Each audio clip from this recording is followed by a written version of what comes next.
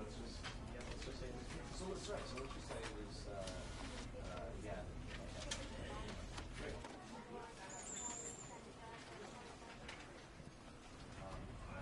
I know that you're the sexist, not me. It was like, I'm glad you said that. Well, right. Because I wanted to put him down to a better level. Basically, right. And you put us was that example you gave us? Are you does it work from does it still work? Do we feel support you without going and the same thing? Or does it have to be you know what? Even if you were going to be sarcastic. Okay, let's begin the game.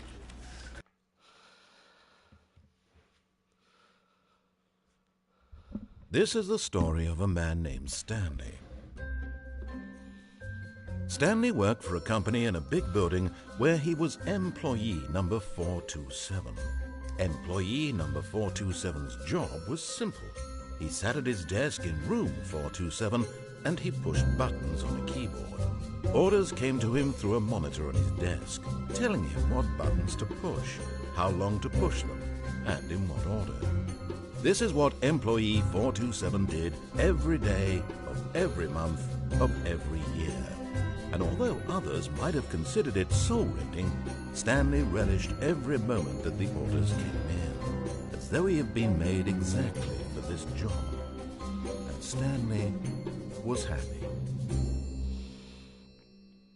And then one day, something very peculiar happened. Something that would forever change Stanley.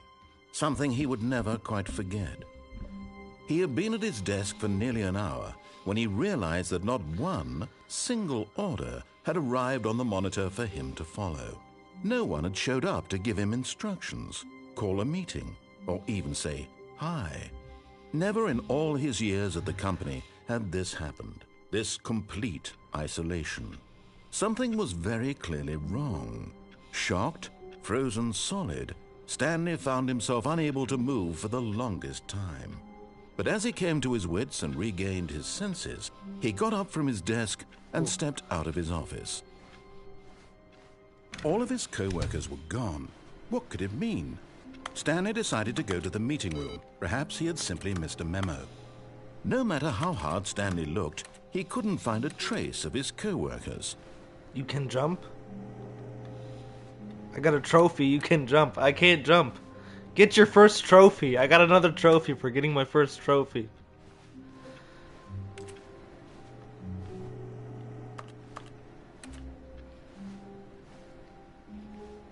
This game is weird. I already love it.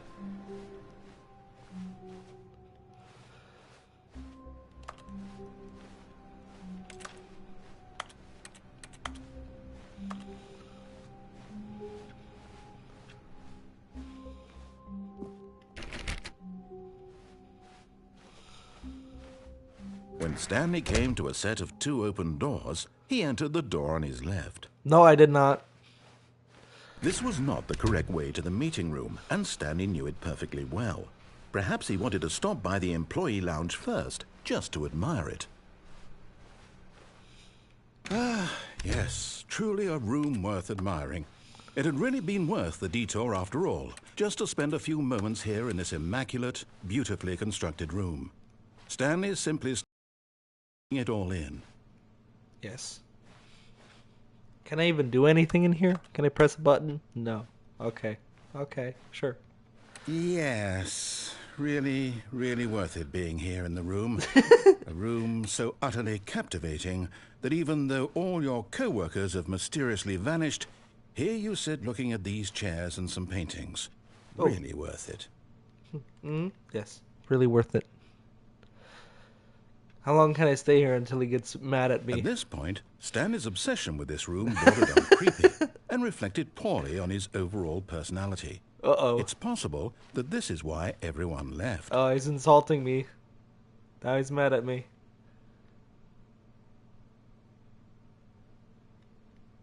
Stanley sat around waiting for more dialogue. But when a long time had passed and there was no more, he decided that the game was trying to send him a message.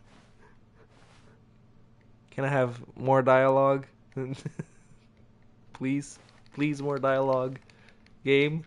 Please.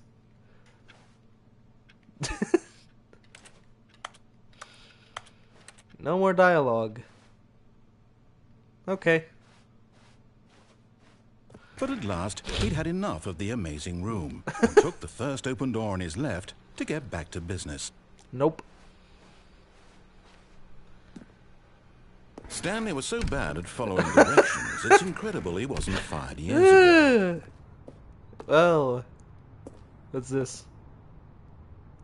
Do not jump from the cargo lift while it's in motion. Will cause death. Nah, I'm fine. Penalty of cargo lift. Wow. Penalty for jumping off the cargo lift. Okay. Look, Stanley, I think perhaps we've gotten off on the wrong foot here. I'm not your enemy, really, I'm not. I realize that investing your trust in someone else can be difficult, but the fact is that the story has been about nothing but you all this time. There's someone you've been neglecting, Stanley. Someone you've forgotten about. What? Really? I was in the middle of something. Do you have zero consideration for others? Are you that convinced that I want something bad to happen to you? Why? Yep. I don't know how to convince you of this, but I really do want to help you, to show you something beautiful. Look, let me prove it. Let me prove that I'm on your side. Give me a chance. Now listen carefully, this is important. Stanley walked through the red door. Nope. He did not walk through the blue door. Perhaps you misunderstood. Stanley walked through the red door. No, he did not. He walked through the blue door. I still don't think we're communicating properly. Stanley walked through the red door. No, he walked through the blue door. Fine, go ahead, Stanley.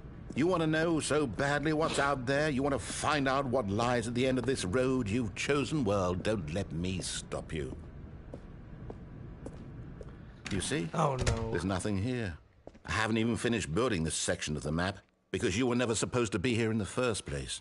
Broken rooms, exposed developer textures. Is this what you had wanted? Yes. Was it worth ruining the entire story I had written out specifically for you? For me. You do not think I put a lot of time into that? Because I did. You and did. in the end, it was all for nothing. Because this is what you wanted to see. Yes. Help me here, Stanley. Help elucidate these strange and unknowable desires of yours. What would have made this game better? What did you want to see? Vehicles? Skill trees? Work with me. You've given me absolutely nothing so far. Tell you what. Let me take a stab in the dark at a new design, and you can give me some feedback.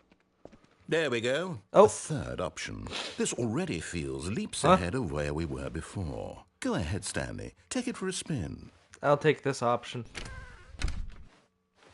Oh, well. Okay, I'm going to stop you there. Now, tell me about your experience with this new version. Would you say that the game benefited from allowing you more choices? Feel free to be honest. I'm looking for some real critical feedback here. It's about a 3. Oh, of course. A 3. Really? Maybe next time we can get you to form an actual opinion, you know? Any level of critical thinking or engagement with your surroundings. Does that sound good? Think we can do that? Yes? Wonderful. Here, based on the data from your previous playthrough, I've compiled a new version. And to be perfectly candid, I think I've knocked it out of the park with this one. Let's take a look. What? Stanley Parable Worldwide Leaderboard.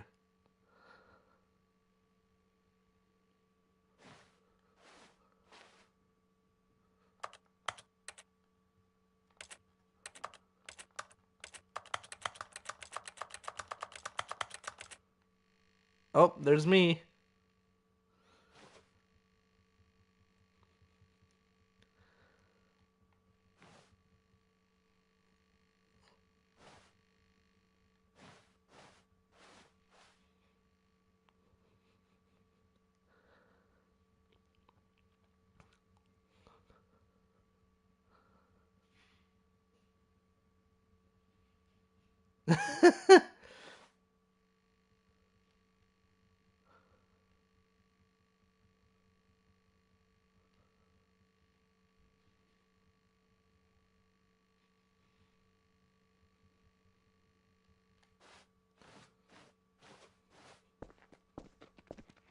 Now, would you say that competitive leaderboard helped you feel motivated to keep walking through doors? Again, honest answers, please.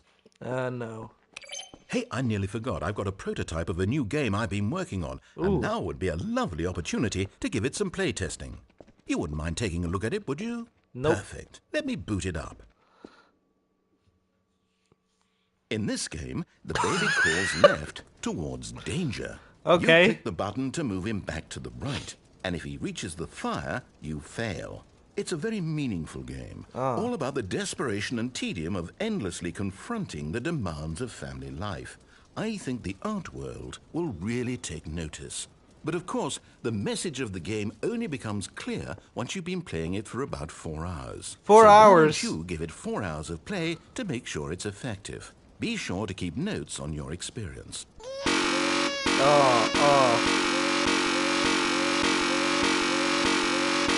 Okay, guys, 4 hours. Let's go.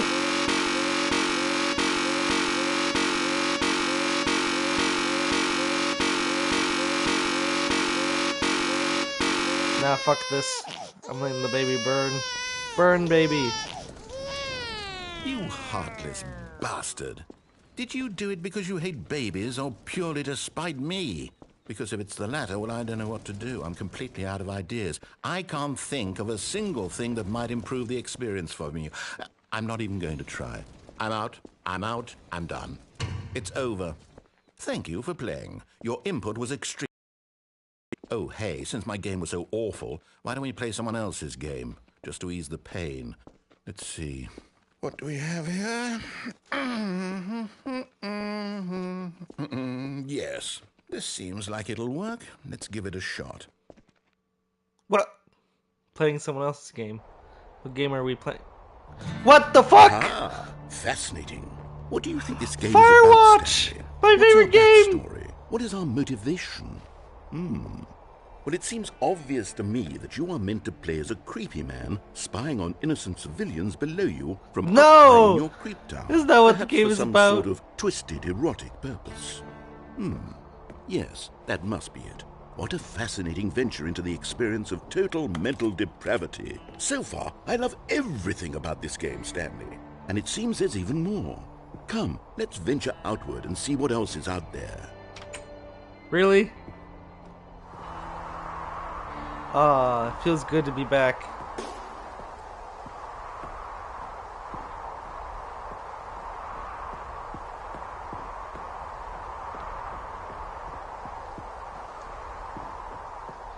Oh, no. No, it can't be.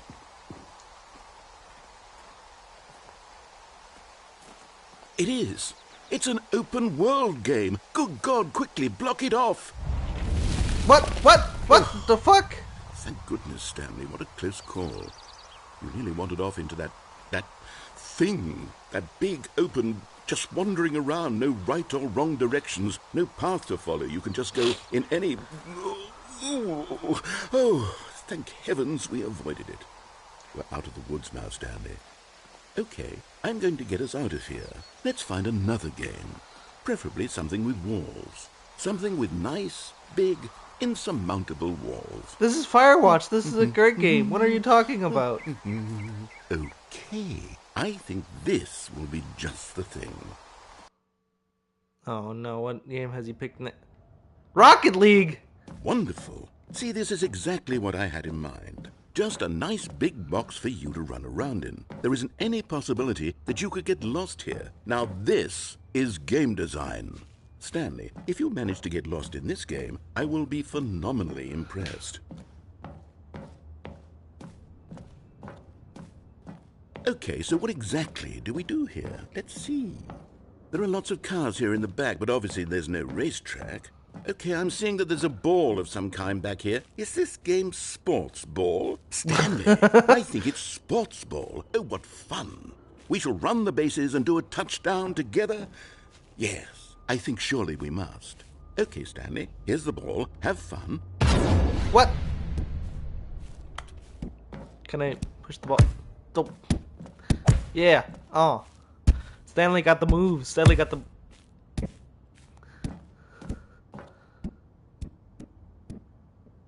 Are you doing it? Are you winning? Is this fun? Is it better than my miserable little story that I worked so hard on? Stanley, I have a thought. And I realize I'm not a sportsologist, but if one ball generates a certain amount of raw adrenal pleasure, then surely multiple balls makes for an even more euphoric sports experience. What? I'm going to try it out. Here comes another ball. Oh, wow. Yes. Oh, goodness, that really does feel amazing, doesn't it? Stanley, I'm like a child in a confectionery shop. I simply have to have more. I'm insatiable. More balls! What the fuck?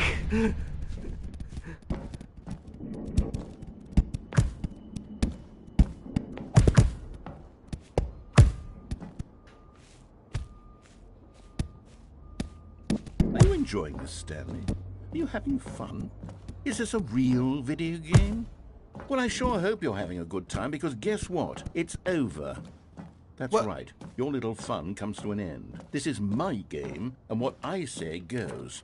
You get to have fun when I let you, Stanley. Besides, you need someone like me to set boundaries for you. Without rules or boundaries, video games are nothing. Yes, that's what I am. I'm structure. I'm your sense of purpose. And since you decided you didn't want to play my game, now I don't want to play with you either. So, goodbye, Stanley. I'm leaving.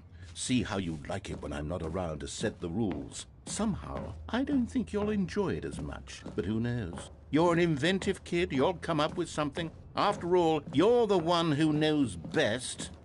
Take care, Stanley. Is this it? Are you just gonna leave me here? Oh, well, might as well just...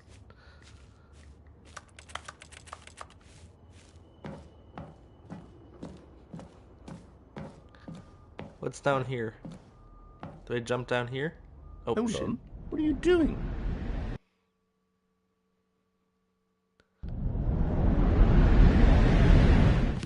Oh, Stanley, no. don't do that. I can't follow you there. I can't help you. How will you write a story without me? You can't do it. You know that. Stanley, come back.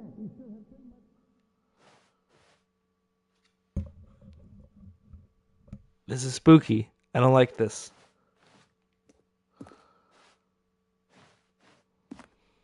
What's down here? Oh, no.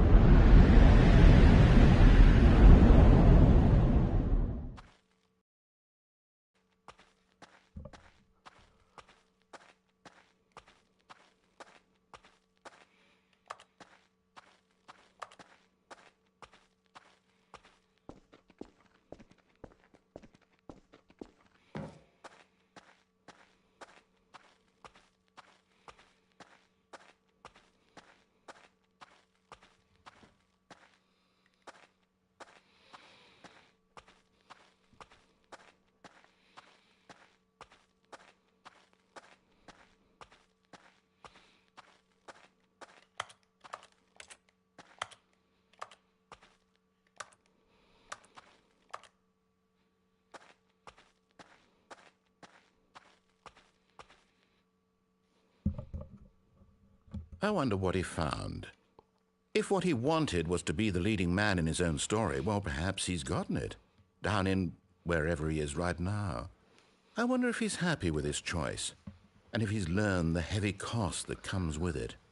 He'll understand soon what I was trying to tell him. He needs me. Someone who will wrap everything up at the end, to make sense out of the chaos and the fear and the confusion. That's who I am. That is what I mean to this world. Oh, yes. Yes, I'll be back. There's no other way. Once this ends, after it all comes to a close, then I'll be back. The end will be here soon. Very soon. I can wait.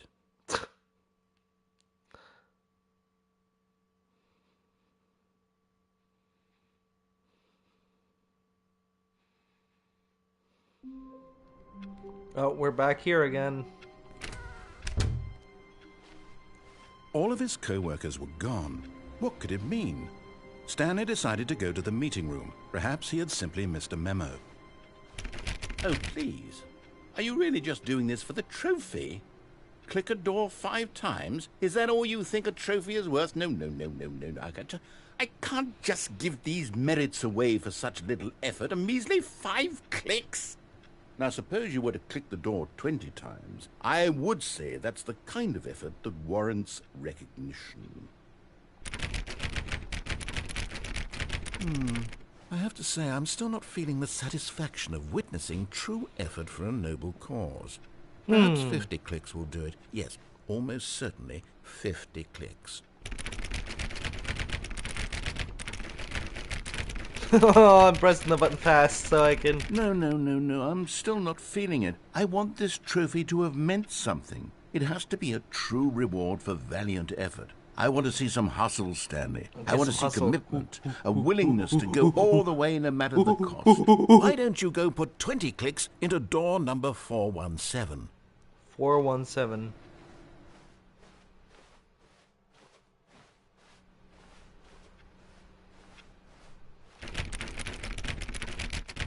Oh, great. Now, go click a few times on door 437. 437. Where's 437? 437, 437, 437. Excellent. I think we're getting somewhere. Now, door 415. Let's give it 10 clicks or so. 415.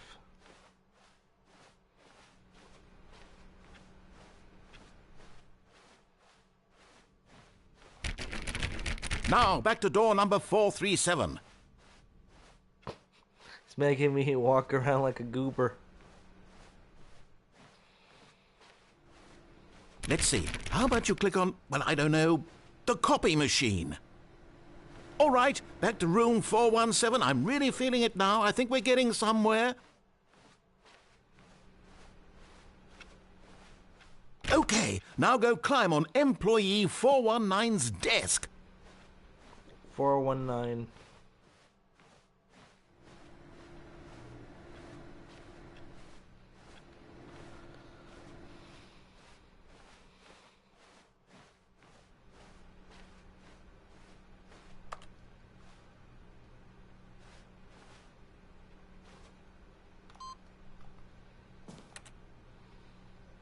Yes! This is great! You're putting it all on the line, Stanley. I like that. All right, let's keep it up. Go give me a few clicks on door 416.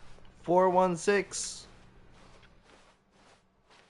We've almost got it! Now the copy machine, do that one again!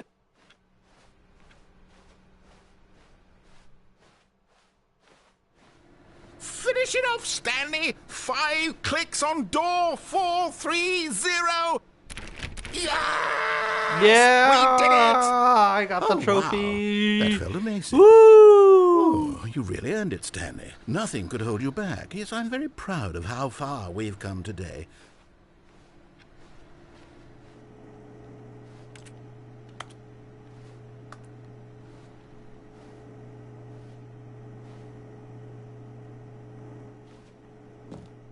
Oh!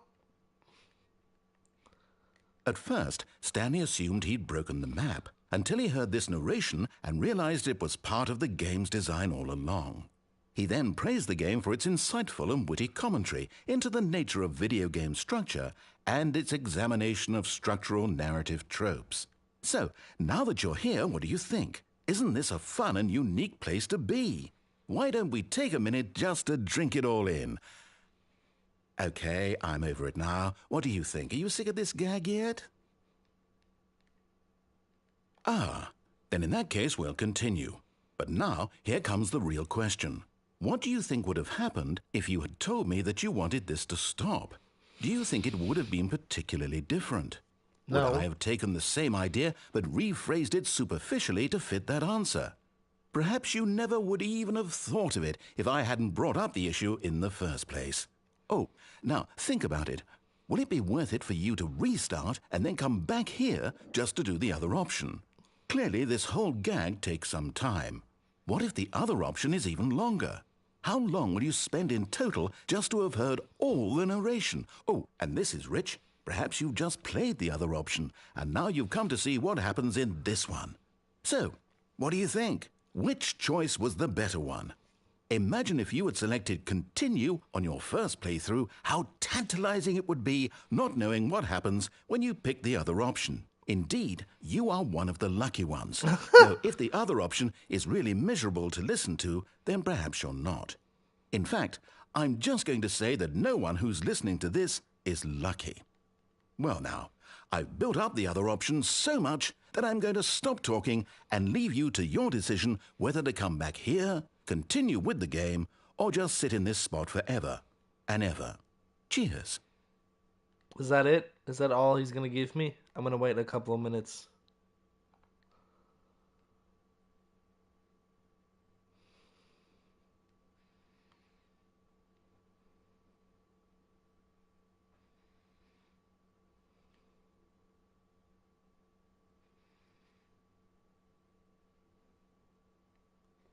Guess that's all he's going to give me.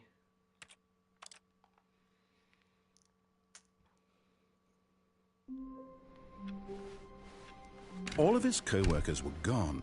What could it mean? Stanley decided to go to the meeting room. Perhaps he had simply missed a memo.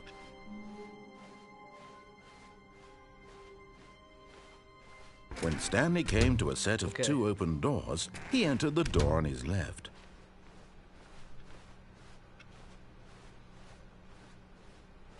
What the Yet fuck? there was not a single person here either. Feeling a wave of disbelief, Stanley decided to go up to his boss's office, hoping he might find an answer there. How to solve dispute? Okay.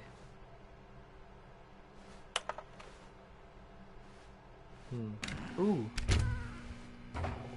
Stanley stepped into the broom closet, but there was nothing here, so he turned around and got back on track. Nope. I stayed in the broom closet. There was nothing here. No choice to make, no path to follow, just an empty broom closet. No reason to still be here. Nope. There's a reason to be here. I'm gonna stay here. It was baffling that Stanley was still just sitting in the broom closet. Yep. He wasn't even doing anything. At least if there was something to interact with, he'd be justified in some way. As it is, he's literally just standing there doing sweet FA. Yeah, that's my jam. FA. Woo! Wee, woo, wee, woo. Are you really still in the broom closet? Yep. Standing around doing nothing? Yep. Why? Because. Please offer me some explanation here. I'm genuinely confused.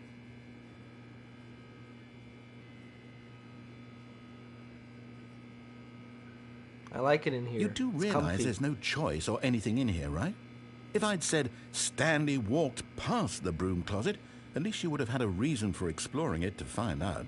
But it didn't even occur to me because literally this closet is of absolutely no significance to the story whatsoever. I never would have thought to mention it.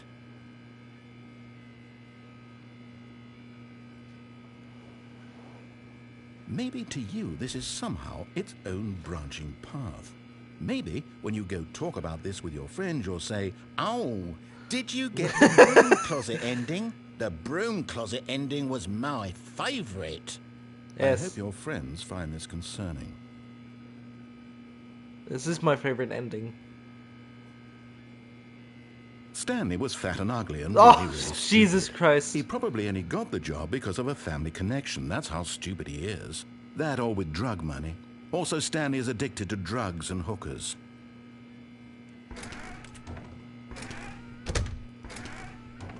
Well, I've come to a very definite conclusion about what's going on right now. You're dead. You got to this broom closet, explored it a bit, and were just about to leave because there's nothing here, when a physical malady of some sort shut down your central nervous system and you collapsed in front of your screen. Well, in a situation like this, the responsible thing is to alert someone nearby so as to ensure that your body is taken care of before it begins to decompose. Hello? Anyone who happens to be nearby? Is dead. Computer! They have fallen prey to any number of your countless human physiological vulnerabilities. It's indicative of the long-term sustainability of your species. Please remove their corpse from the area and instruct another human to take their place, making sure they understand basic first-person video game mechanics and filling them in on the history of narrative tropes in video gaming. so that the irony and insightful commentary of this game is not lost on them. All right, when you've done that, just step out into the hallway. No, I'm staying in here.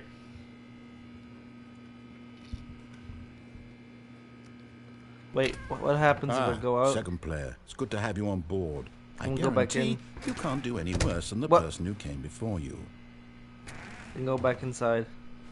You too? Unbelievable. I'm at the mercy of an entire species of invalids. Perhaps there's a monkey nearby you can hand the controls to. A fish? Fungus? Look, you can hammer out the details. I'm not particularly picky. I'll just be waiting for when you're ready to pick up the story again. Aw. Coming to a staircase, Stanley walked upstairs to his boss's office. Nope, he walked downstairs. But Stanley just couldn't do it. He considered the possibility of facing his boss, admitting he had left his post during work hours. He might be fired for that.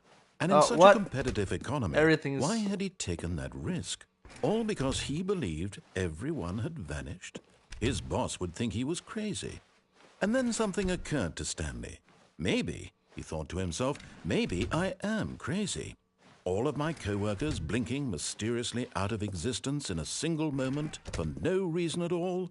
None of it made any logical sense. And as Stanley pondered this, he began to make other strange observations.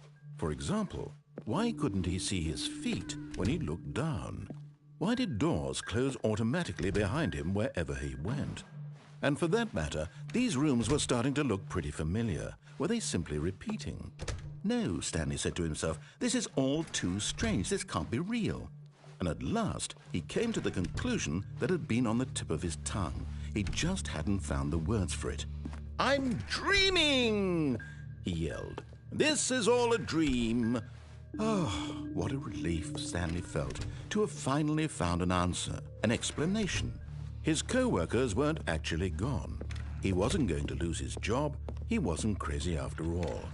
And he thought to himself, I suppose I'll wake up soon. I'll have to go back to my boring real-life job pushing buttons. I may as well enjoy this while I'm still lucid. So, he imagined himself flying and began to gently float above the Whoa! ground. Then he imagined himself soaring through space on a magical starfield, and it too appeared. It was so much fun, and Stanley marveled that he had still not woken up. How was he remaining so lucid? And then perhaps the strangest question of them all entered Stanley's head. One he was amazed he hadn't asked himself sooner. Why is there a voice in my head dictating everything that I'm doing and thinking?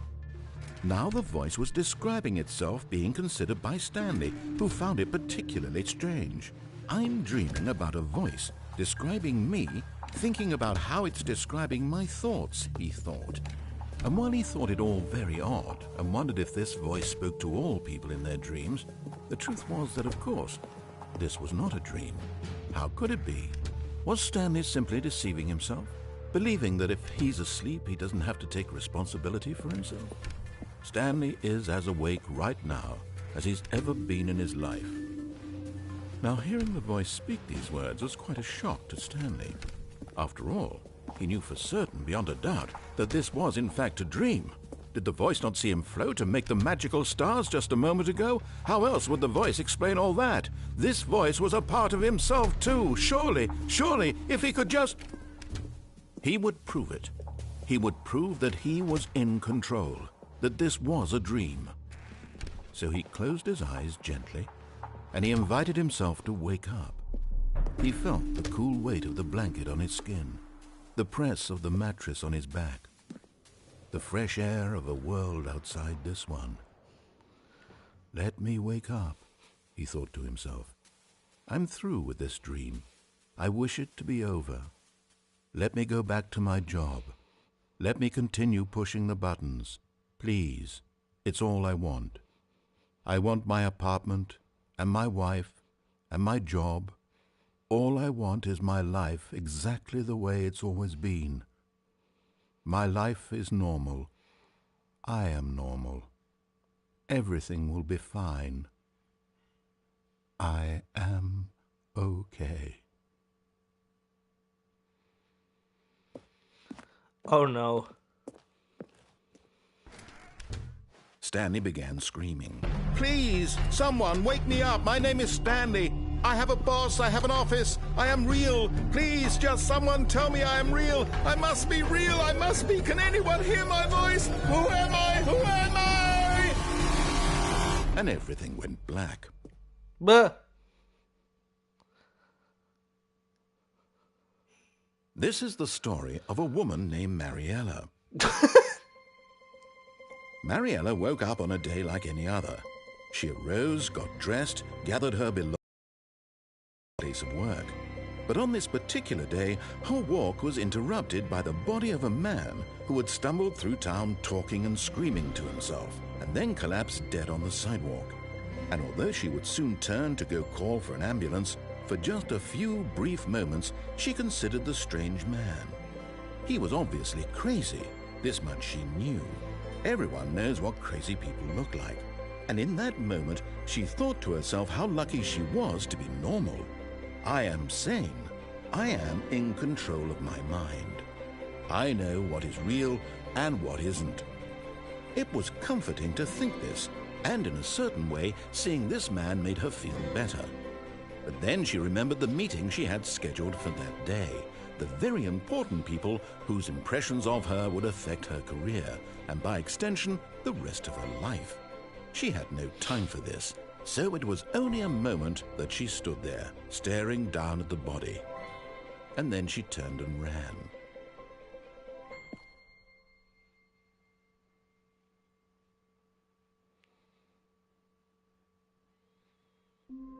Again.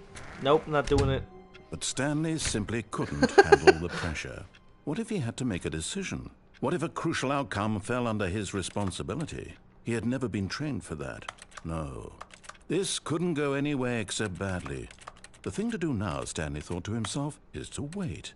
Nothing will hurt me. Nothing will break me. In here I can be happy forever. I will be happy. Stanley waited. Hours passed, then days. Had years gone by? He no longer had the ability to tell. But the one thing he knew for sure, beyond any doubt, was that if he waited long enough, the answers would come. Eventually, someday, they would arrive. Soon, very soon now, this will end. He will be spoken to. He will be told what to do. Now it's just a little bit closer. Now it's even closer. Here it comes. No.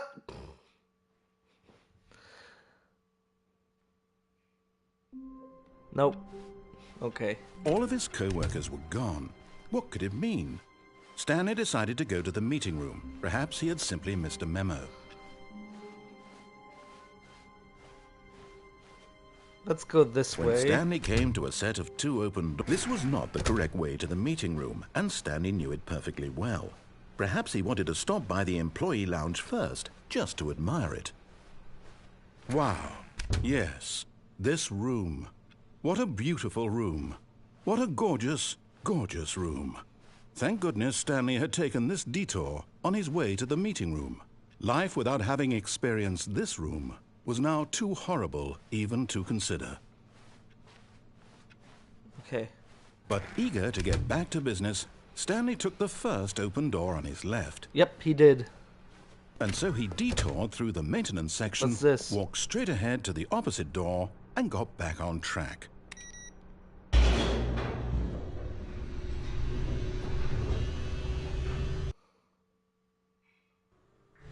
But Stanley didn't want to go back to the office. He wanted to wander about and get even further off track. So now in order to get back, he needed to go, from here it's, left. Yep. Oh, no. Nope. No, it's to the right. My mistake. Okay, this way. No. Oh, okay. Well, that's not all the right. right. Why would I have ever said it was to the right? What was I thinking? It's clearly... Oh, dear. Would you hold on for a minute, please? Now, let's see. We went down right, left, down, left, right. Yep. Okay. Yes. I've got it now. This story is absolutely, definitely this way. Okay. Ah. No. What is this? This Oh, isn't right at all. You're not God, supposed to be here God, yet. This is all a spoiler. Not supposed Quick, to see Stanley, this. close your eyes. Okay. I'm closed my eyes. We just have to get back to Oh, who am I kidding? It's all rubbish now. The whole story completely unusable. How about, rather than waste my time trying to salvage this nonsense, we'll just restart the game from the beginning. What? And this time, No! suppose we don't wander so far off track, Okay, from the top.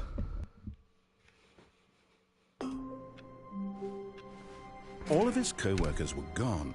What could it mean? Stanley decided to go to the meeting room. Perhaps he had simply missed a memo.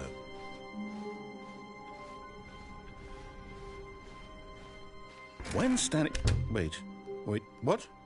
No, I restarted. I swear I definitely restarted the game over, completely fresh. Everything should be... Oh, did something change? Stanley, did you change anything when we were back in that room with all the monitors? Did you move the story somewhere or... Hold on. Why am I asking you? I'm the one who wrote the story. It was right here just a minute ago. I know for sure that it's here somewhere. Okay, then. It's an adventure. All right. Come, Stanley. Let's find the story. Nope, there's not a story here.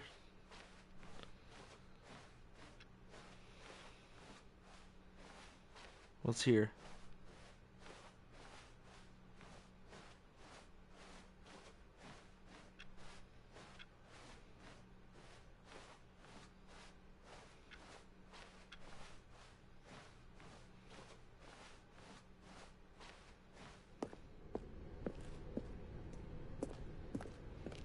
I'll say it. This is the worst adventure I've ever been on. I can promise you there definitely was a story here before. Huh. Do we need to restart the game again? No. Well, I find it unlikely that we'll ever progress by starting over and over again, but it's got to be better than this. Okay, let's give it a shot. Why not? Narrator, why? All of his co-workers were gone. What could it mean? Stanley decided to go to the meeting room. Perhaps he had simply missed a memo.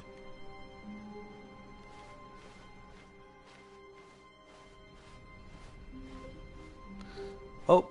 Okay, yep, it's worse. I might be remembering this wrong. It's possible the story is back where we just came from. Why don't we go back the other direction and see if we missed anything? Okay. I don't think we did, though. I think everything is pretty okay. Aha! Oh. I knew we'd miss something. The story. Here it comes. No, wait. Never mind. Not the story. Okay, let's head back the other way and retrace our steps.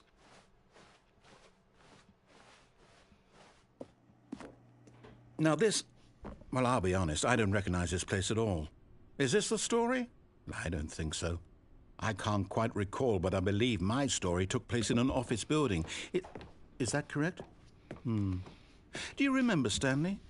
Well, do you know what? Since I've completely forgotten what we were supposed to be doing, how about this? You win! Yay! Congratulations! I know you put in a lot of hard work, and it really paid off, so good job. Oh, no. No, I don't feel right about this at all. We both know you didn't put in any actual work for that win. Some people win fair and square, and this was not one of those situations. Okay, I'm getting weirded out by whatever this place is. I don't care what might happen this time. I have to restart.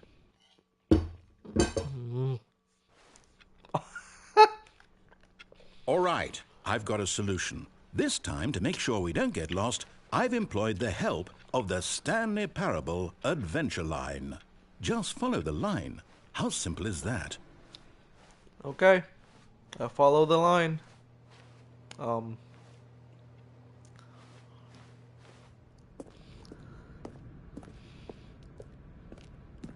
You see?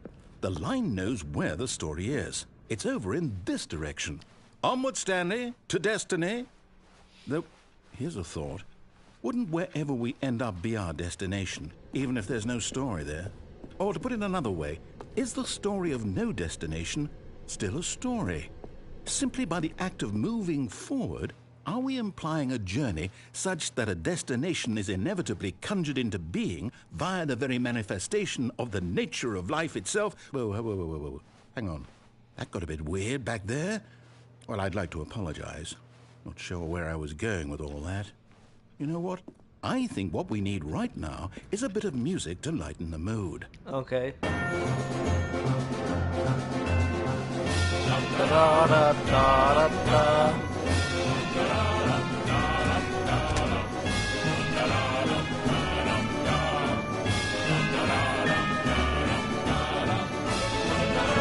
Cut the music.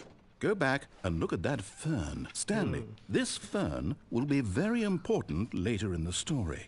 Make sure you study it closely and remember it carefully. You won't want to miss anything. Ah, that's an interesting fern. Yes.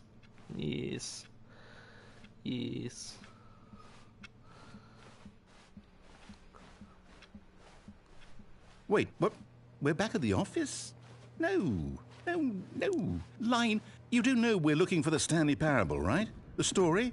Oh, no, not again. Line, how could you have done this to us? And after we trusted you, after everything we've been through, you... Well, I can't take this anymore. To hell with it. Restart.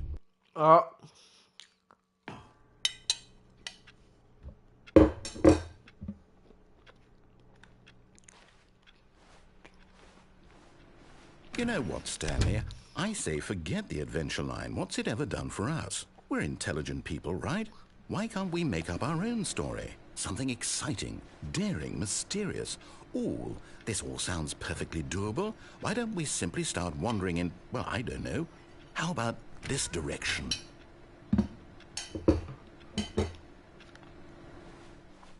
Okay. I trust you. Now, yes, this is exciting. Just me and Stanley forging a new path, a new story. Well, it could be anything. What do you want our story to be? Go wild. Use your imagination. Whatever it might be, Stanley, I'm ready for it. Oh, no, not you again. Stanley, I'd also like to veto the line from having any role in our awesome new story. No lines or monitor rooms. Just don't acknowledge it, and we should be fine. Okay. I'm ignoring the line. Ignored. A choice. We get to make a decision. From here, the story is in our control. How important we mustn't squander the opportunity. In fact, I believe I need a minute to think here. Just walk in circles for a minute. Okay. So I know that each door has to lead somewhere. And the other means way. that somewhere, the place where we're trying to go, there must be a reverse door that leads here. And that in turn means that our destination corresponds with the counter-inverted reverse door's origin. So starting from the right, let us ask, will taking the right door lead us to where we're going? And since the answer is clearly yes, then by all accounts, the door on the right is the correct one. Another victory for logic. Come, Stanley, our destiny awaits. Oh, hold up, what's this? The confusion ending. You're telling me that's what this is? It's all one giant ending? And we're supposed to restart the game, what, eight times? That's really how all this goes? It's all determined? So now, according to the schedule, I restart again. Then what? Am I just supposed to forget? Well, what if I don't want to forget? My mind goes blank simply because it's written here on this thing, wall. Well, who consulted me? Why don't I get to decide? Why don't I get a say in all of this? Is it really? No, it can't be. I don't want it to be. I don't want the game to keep restarting. I don't want to forget what's going on. I don't want to be trapped like this. I won't restart the game. I won't do it. I won't do it. I won't do it. And the timer stopped? Does that mean, did we do it? Did we break the cycle? The whatever it is that made this schedule? How would we even know? Will someone come for us? Will something happen? So, okay. I guess now we just wait, you know. Yep. I suppose in some way that this is a kind of story, wouldn't you agree? I'm not quite sure if we're in the destination or the journey, though they're always saying that life is about the journey and not the destination. So I hope that's where we are right now. We'll find out, won't we? Eventually. Well, in the meantime, if you...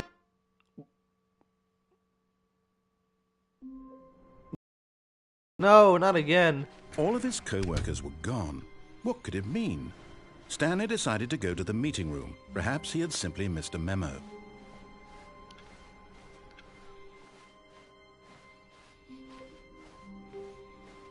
Okay. When Stanley came to a set of 2 open doors, this was not the correct way to the meeting room, and Stanley knew it perfectly well. Perhaps he wanted to stop by the employee lounge first, just to admire it. The lounge was sublime, a work of art. But eager to get back to business, Stanley took the first open door on his left. Nope, he did not. Stanley was so bad at following directions, it's incredible he wasn't fired And years Stanley ago. jumped off. But in his eagerness to prove that he is in control of the story and no one gets to tell him what to do, Stanley leapt from the platform and plunged to his death. Good job, Stanley. Everyone thinks you are very powerful.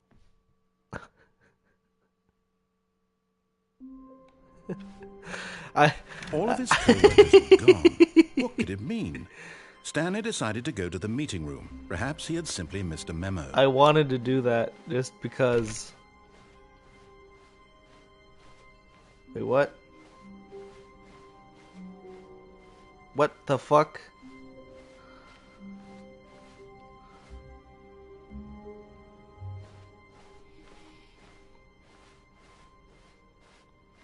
When Stanley came to a set of 2 open doors, this was not the correct way to the meeting room, and Stanley knew it perfectly well. Perhaps he wanted to stop by the employee lounge first, just to admire it. Standing now in this incredible room, Stanley for the first... But eager to get back to business, Stanley took the first open door on his left. No, he did not. Stanley was so bad at following directions, it's incredible he wasn't fired years ago. Look, Stanley, I think perhaps we've gotten off on the wrong foot here. I'm not your enemy, really, I'm not. I realize that investing your trust in someone else can be difficult, but the fact is that the story has been about nothing but you all this time. There's someone you've been neglecting, Stanley. Someone you've forgotten about. What?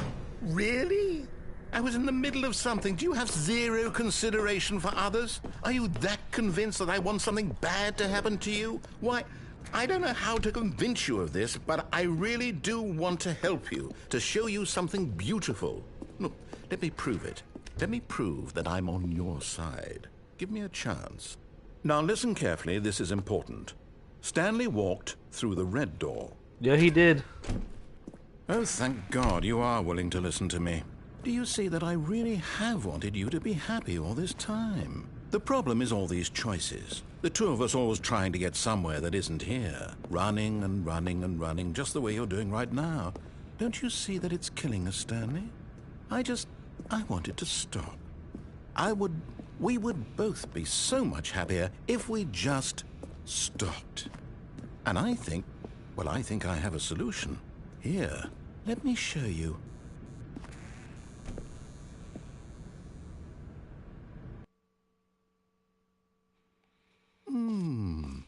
What do we want?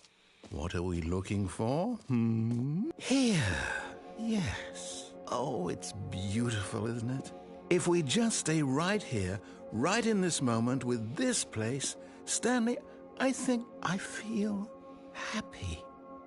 I actually feel happy.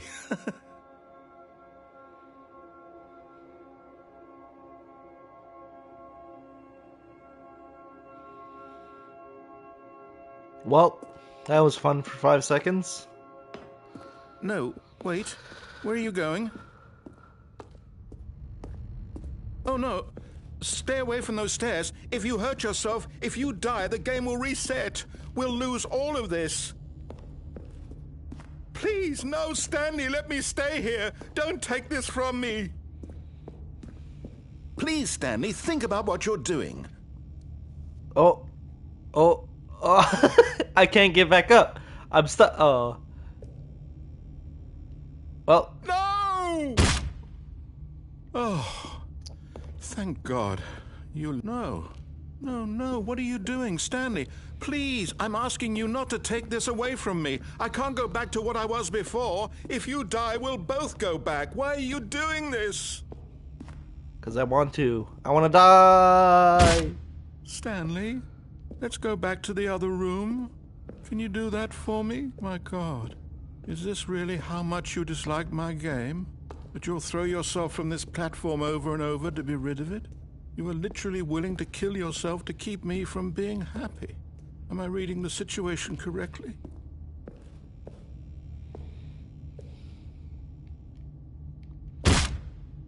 Or maybe you're just getting a kick out of it. I don't know anymore. I just wanted us to get along. But I guess that was too much to ask. It looks like you wanted to make a choice after all. Well, this one is yours.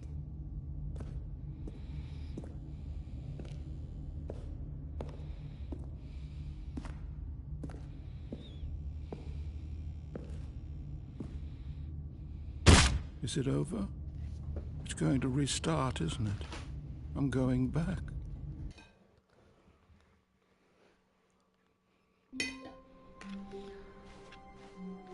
Even now, Stanley's office was a distant memory. What did it look like? There was a computer, perhaps, and a painting. Was it a painting or a photo? He could no longer recall. No matter how hard Stanley looked, he couldn't find a trace of his co-workers.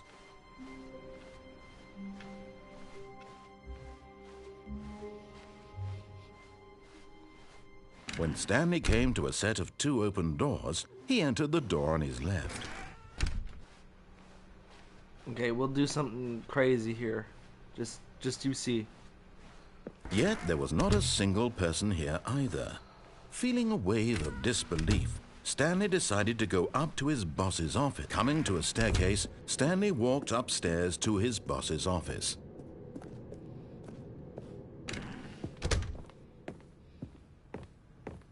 Stepping into his manager's office, Stanley was once again stunned to discover not an indication of any human life.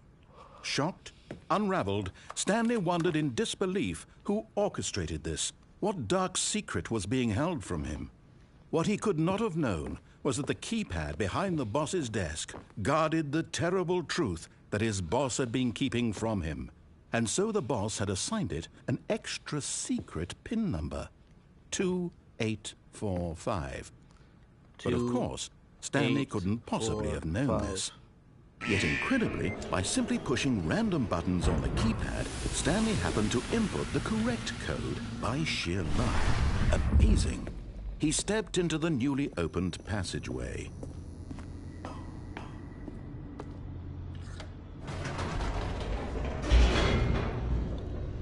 We'll go back up the elevator just to confuse him. Descending deeper into the building, Stanley realized he felt a bit peculiar. It was a stirring of emotion in his chest, as though he felt more free to think for himself, to question the nature of his job. Why did he feel this now, when for years it had never occurred to him? This question would not go unanswered for long.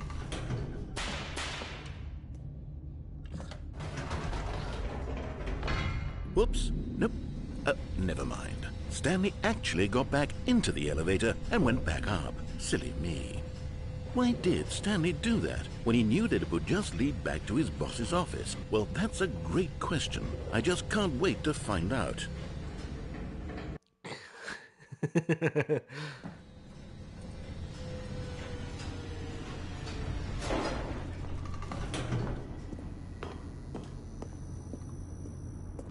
Here we are, Stanley. It's your boss's office. Exactly the way it was before you got onto the elevator. It's still just exactly what it is. What a decision you've made to come up here and look at the office again. This has fleshed out the plot of the story in new and fascinating ways I could have never anticipated. It's that keen eye for storytelling that you have, an incisive rapid fire of critical plot points, one after the other, weaving a rich tapestry of uncompromising narrative. Wow! I'm bolted to the edge of my seat. 8. What?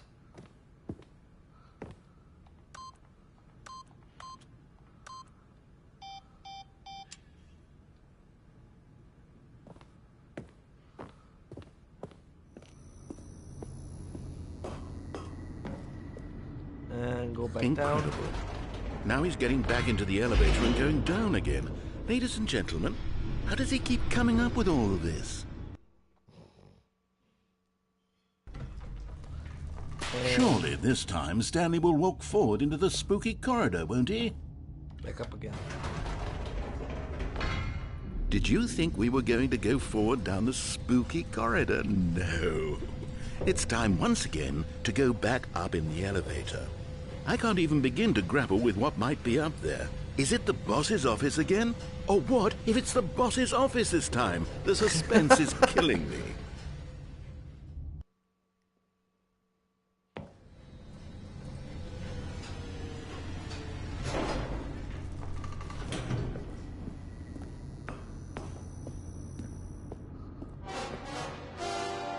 Oh my God. It's the boss's office. This absolutely changes everything for me. Give me a timeout here for a minute while I process this.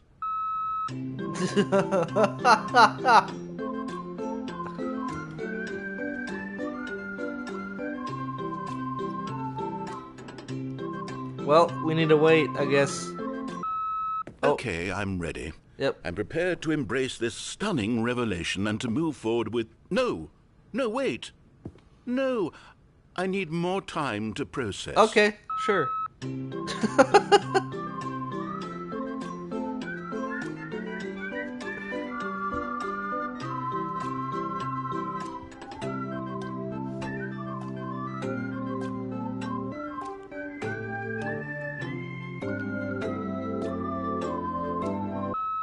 All right.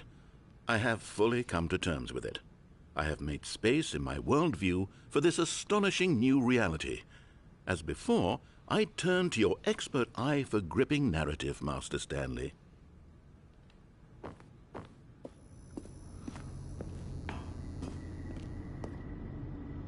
Of course. Going back down in the elevator. How did I not anticipate it? I mean, sure, now it's obvious, but you have to understand that 30 seconds ago, this kind of thing had never been attempted before. I had no frame of reference to even anticipate it. That's just how revelatory Stanley's decision-making is. A breath of fresh air in a landscape of storytelling that has grown stale and repetitive.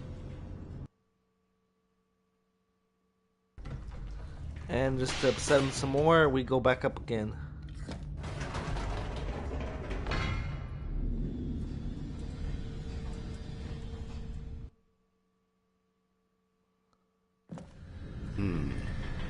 You know what? I've just thought of something. Hold on, let's stop for a moment. Don't you realize? It's the anticipation, Stanley. You and I, we have no way of knowing what will be at the top of this elevator. Nope. But the suspense, the agony of waiting and anticipating and having to guess, that's the real thrill. Yeah! Oh, I simply don't want to let that feeling go. It's so precious, so fleeting. Why don't we take this elevator ride nice and slow? Oh no. Yeah. There we go. Isn't this so much more exciting? You know, Stanley, it seems like nowadays the only thing that audiences want is to be shocked as loudly and frequently as possible. They want big, explosive moments flung right in their faces from the very moment that things get started. But where's the tension? Where's the trust in the audience to build a slow and nuanced appreciation for the story, the characters? Why aren't we given time to imagine the surprises, to have to think and to anticipate, and then to marvel at the eventual reveal?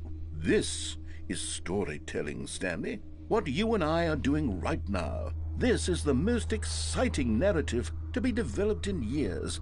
And it's really all because of you. You're the one who took this bold step of revisiting the exact same locations over and over. Truly, I mean it. This is unique and different. It's not like anything else out there. You see, Really? I want stories that surprise me, Stanley.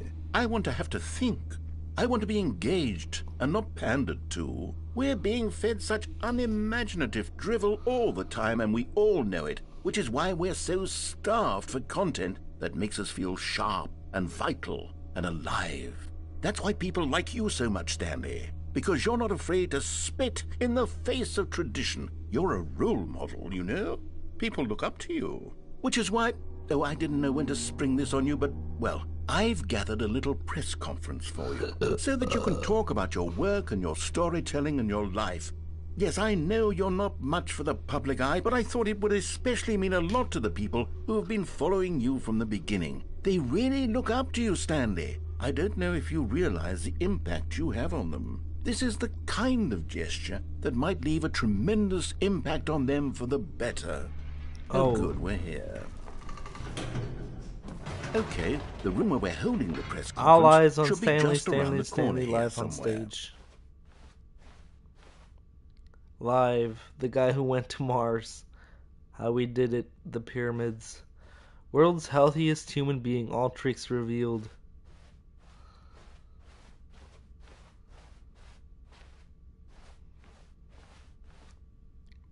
An evening with world peace, baby. Ah, yes, here it is, just through this door. A Q&A with world's first sentient machine. Stage door. The Stanley Parable tonight live on stage.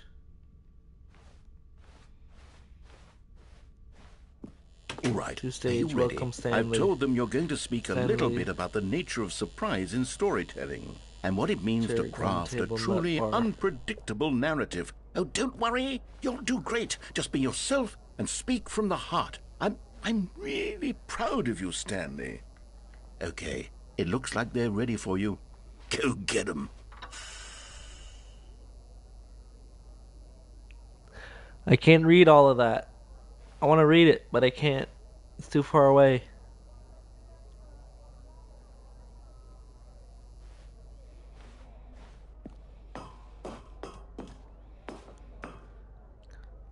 An audience with the dude who came up with pizza.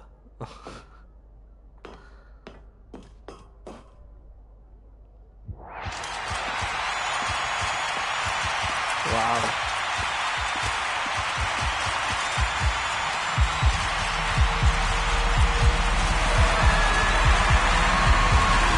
Hello, I'm Stanley. This is very loud. Oh my god, I can't even hear myself. Ah.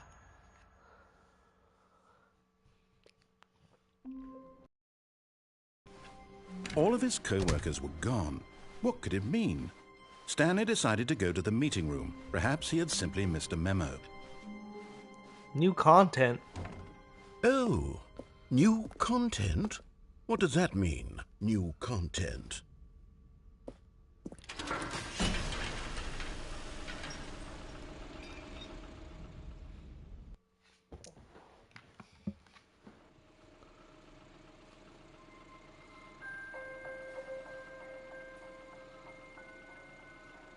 Hello, and thank you for playing the Stanley Parable Ultra Deluxe.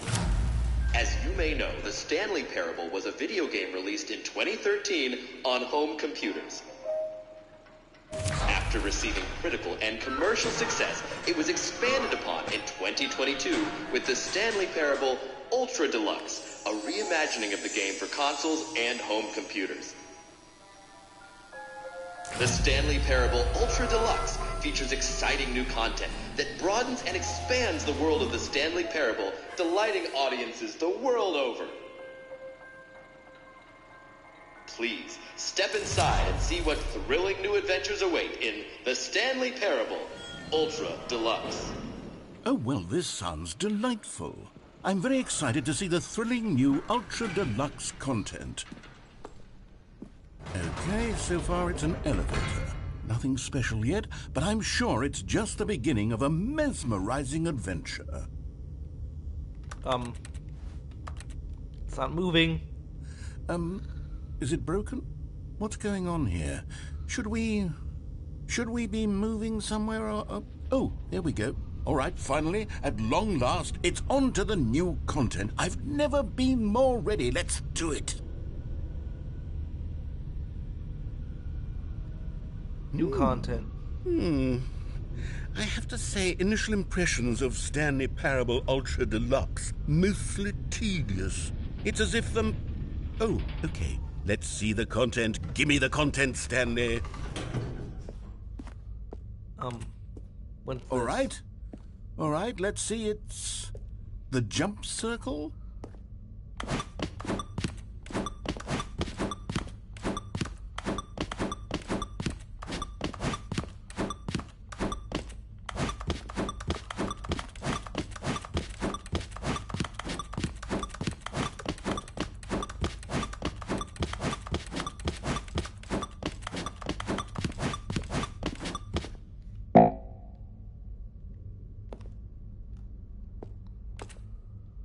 Okay, I did the jump circle. Is that it? Surely that's not all the new content. There has to be something else, right? Goodness. Another elevator. Stanley, I have to say, initial impressions of this game are not positive. It's just elevators and jumping. Is this what passes for exciting new content? If this is new content, then I could just read you the whole dictionary. There's 20 hours of new content right there. Hell, I could count to 30 trillion. You could put that on the box. The Stanley Parable Ultra Deluxe, now with over 1,000 hours of new content. And if... Oh, wait. There's more. Very good. Yes. I knew there had to be something else. Let's see it.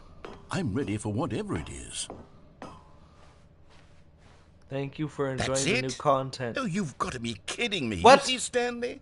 This is what happens when greedy video game developers with no respect for their fan base rush a cheap expansion to market for no reason other than to make an easy dollar. And don't Yeah. get me started on the level of craftsmanship that's gone into it. In fact, I'm looking right now at the game's trophies, and it's hard to believe one of them actually says, "Test trophy, please ignore." What quality assurance department signed off on this?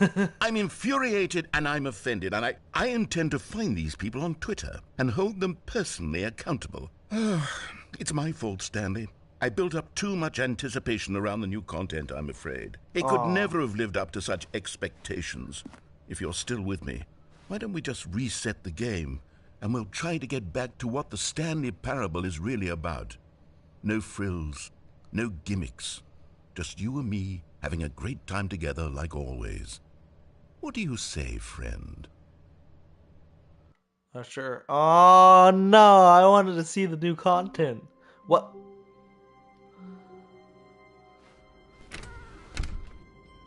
Wait a minute. Psst! Stanley! Come over here! In the vent! I want to show you something!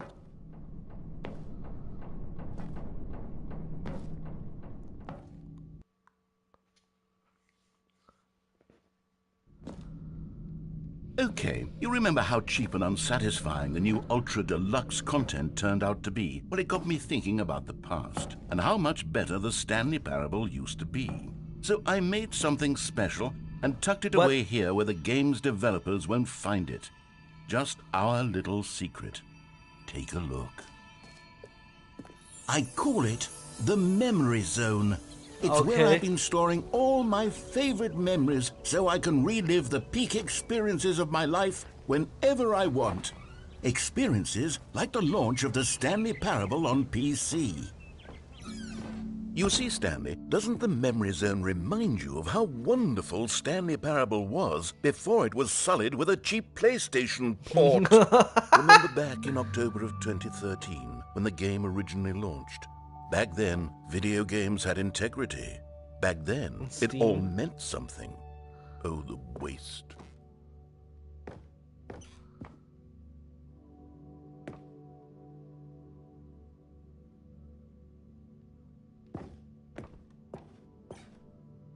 Good times. Memory lane. Smile because it happened. Hey, the demonstration.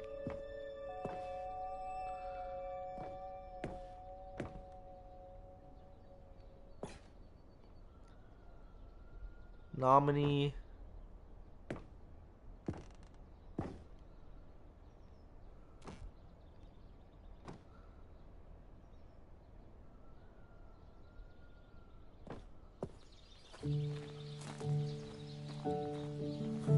And over here is where I keep reviews of the Stanley Parable. Like this stunning triumph of games journalism, 10 out of 10 from Destructoid.com. James Stephanie Sterling writes, and I quote, "Where so many games that aspire to be more than games end up less than any form of art, Stanley Parable strives and then succeeds to be every game ever created."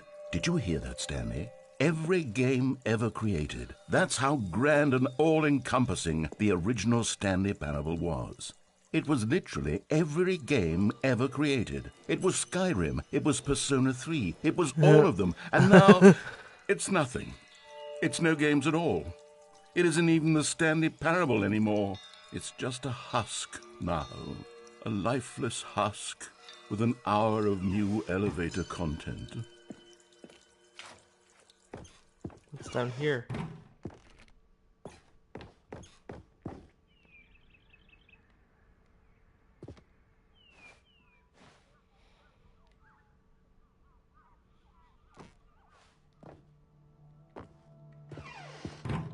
Here's another moving passage, this time from GameSpot.com. Oh my The god. Stanley Parable is both a richly stimulating commentary on the nature of choice in games and one that offers some of the most enjoyable, surprising, and rewarding choices I've ever been confronted with in a game. 9 out of 10. Don't you get it, Stanley? The game was perfect.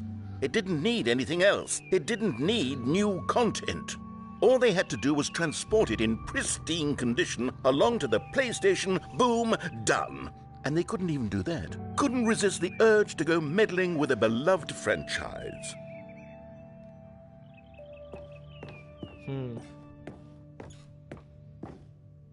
It's there. A serious room. These were simpler times, Stanley. But I wouldn't give to go back to have it all over again.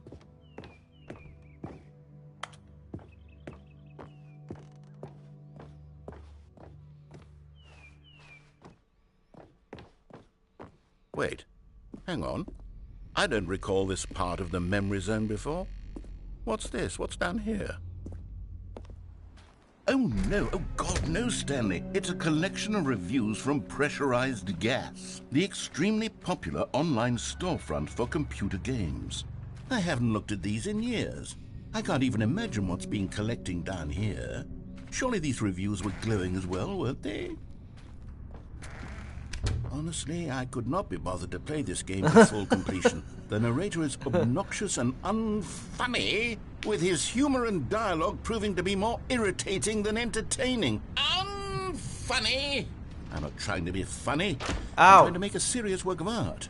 I suppose I could write up a handful of gags to insert into the Stanley Parable, but the game is already such a densely layered web of profound philosophical insights that I can't even imagine where I'd have the room to stick them.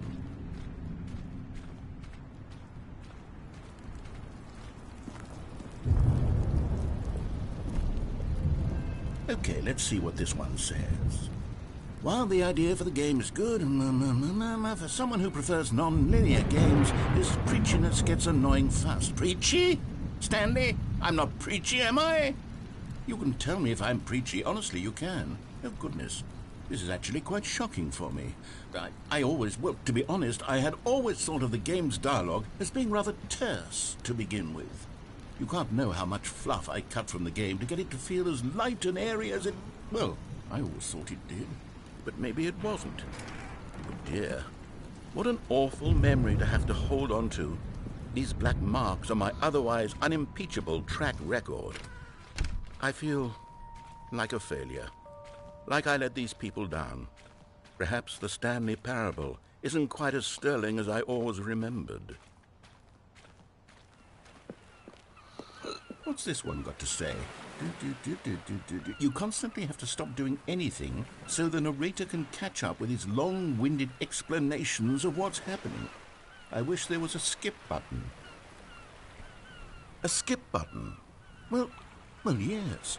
Yes, I think we can do that. If I'm truly too preachy, then maybe letting you skip ahead for just a moment, surely it couldn't hurt.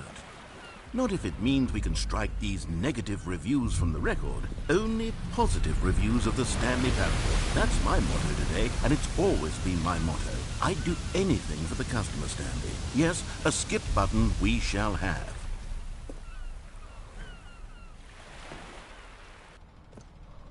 And here it is. Go ahead and give it a shot. I'll pop you forward in time so that the second my incessant droning button, you'll have zipped right past it. It's what the players have been asking for, and I'm very proud to have delivered. No more listening to me rambling on and on and on. No. The Stanley Parable is a game for the people, and if the people want silence, then by goodness, that's what they're going to get. Well, don't sit around waiting for me to shut up. Go ahead and make me shut up. Here, we'll pretend that I've just begun an interminable monologue, and it goes something like this. The story, and the choices, or what have you, and therefore, by becoming it is, so on and so forth, until inevitably, we all until the end of time, at which time everything all at once, so, now you see, blah, blah, blah, blah, blah, blah, blah, blah, blah, blah, blah, blah, blah, blah, blah. We've eaten too much and it can't be just yet, no, until 245. But the logic of elimination working backwards, the deduction therefore becomes impossible to manufacture. It went on for nearly 10,000 years, until just yesterday, here and there, forward and back, and never a moment before lunchtime. It can't be. It's the only thing there is. How many billions left until... Oh, you're back, you see. You were only frozen in time for a few minutes, but it was plenty of time for me to deliver a long, rambling monologue full of unnecessary verbal flourishes and lengthy ruminations on the nature of choice in video games. Of course, I happen to believe it was perhaps one of my more profound such ruminations. Not that, of course, you need a description of it, but if I had to describe it, I'd say it was perhaps less of a rumination and more of a treatise. Or maybe a manifesto. Look, I'll outline it for you very briefly, and you can tell me what you think. Okay. So my theory is that any choice you've ever made is simply a series of choices made by the person who you are, or were, or will be at the time of having made said choice. That is to say, if by articulating a choice you've already made, you bring that choice into being, then by making no choice and saying nothing, are you not simply erecting in the sanctuary of time a monument to every person you've ever been, making every choice to which you've ever given your brief gift of mortal and yet timeless thought? Or rather, do all of the choices you've ever made, in fact, make you more not this kind of person, and in fact do the very opposite? You see, it could in fact be both of these things at once. That you are both making choices and not making choices, and that they are both affecting you and not affecting you at the same time by virtue of the fact that you both are and are not making them. Okay, at first, I was leaning towards manifesto, but now I'm going to circle... Okay. Well there, sport. You really did catch me rambling on a bit, didn't you? But that's the power of the button. The minute I start to go off on a thoughtless display of self-absorption, it's right at your fingertips to go poof, and it's all over. I can't wait to see what Cookie 9 will say about this, and whether they'll edit the rating of their pressurized gas review, or at least change some of the wording, perhaps. To be honest, I don't even know if one can change their review in the first place. I guess I should become better educated on how exactly pressurized gas works. Perhaps that would have been a smart thing to check on before I went on about this whole exercise of making the skip button. Although I have to imagine that after seeing this exciting new technology at work, surely whoever it is who runs pressurized gas will instantly run out and implement a new feature to make it possible to edit one's review merely because of this very situation. Yes, I think that's quite likely. Or perhaps they'll simply grant this particular user the ability to change their review so that the feature is not widely abused. Look, I would even be okay with pressurized gas altering this particular review so that it reads as something more benefit. From the ashes of depravity rises the phoenix of quality. What? How else to describe the Stanley Parable Ultra Deluxe? Such a revolutionary step forward in the lineage of one of the most... Okay, welcome back, Stanley. Now, I should say that the amount of time the button has been skipping through is becoming longer and longer. That last one was, well, I want to say maybe 30, 45 minutes? It's not unendurable by any means, but it's, well, there's really only so much I can ramble on to myself about. I know, it's shocking, isn't it? But at any rate, I do suggest that we not press the button again. Okay. I think the skip button has been aptly demonstrated, and we can say goodbye to it and just... Wait, how do we get out of here? Where did the door go? Wasn't there a door that led into this room? I don't feel quite certain that there was one here before. How else would we have gotten into the room in the first place? Here? I don't think one can enter a room without a door of some sort, or a window or something like that. Do you see a window anywhere? A porthole? A sufficiently large crack in the wall? I'll take any of these. All I want is for us to move on and to please step away from the skip button, to go anywhere other than the skip button. There was a door here before, wasn't there? I swear there was. Where did it go? Can you maybe just ram your way through a wall? Is there any possibility that you could, say, slam your body into the wall until enough damage is done for you to be able to leave? Please, I'll take any option at all. I'm asking you to work with me here. We need a door. We need a door of some kind. I can work with any kind of door as long as it can open and lead from one... Well, nice Stanley! door. Stanley, please don't push the button again. It's been 12 hours. You've just been frozen there. I don't know why the skips are getting longer, but they're really, truly getting longer, and my God, there's no way out of the room. Stanley, the door is gone. It's completely gone. I've looked at it from every angle. I've checked every one of those walls 1,000 times, and there's no door, Stanley. There's no door. There's just you and the button, and if you keep pressing it, I have no idea what will happen. I have no idea how long I'll be made to sit here, and more than anything else, I don't know how to stop you from pressing the button again. I can't control anything in this room, Stanley. I can't touch it, and I have to believe, I have to know that sooner or later, no matter how much I plead with you, you're going to press the button again. Why would you? I've been thinking and thinking, and I don't know what I can do to convince you otherwise. Oh, my God. And it's all because of those reviews that I couldn't get out of my head. I just couldn't ignore the negative feedback. Why was it so important for me to fix the problem? Why did Cookie Nine's opinion matter so much to me? I've never even met Cookie Nine. I have no idea who they are. What would it ever really matter? But here I am. I'm fixating on every... Oh, Stanley, you're back. You're back. Oh, my goodness. I have someone to talk to again. Stanley, I think it's been a week. Or 2 weeks. I've been sitting here all that time. Just sitting here. Not a single person to speak with. And you'd think that that's just how it's always been, right? Me talking and you saying nothing. Would you think that it's exactly the same as always? Doesn't that feel like what we've already been doing? Me just talking? But it isn't, Stanley.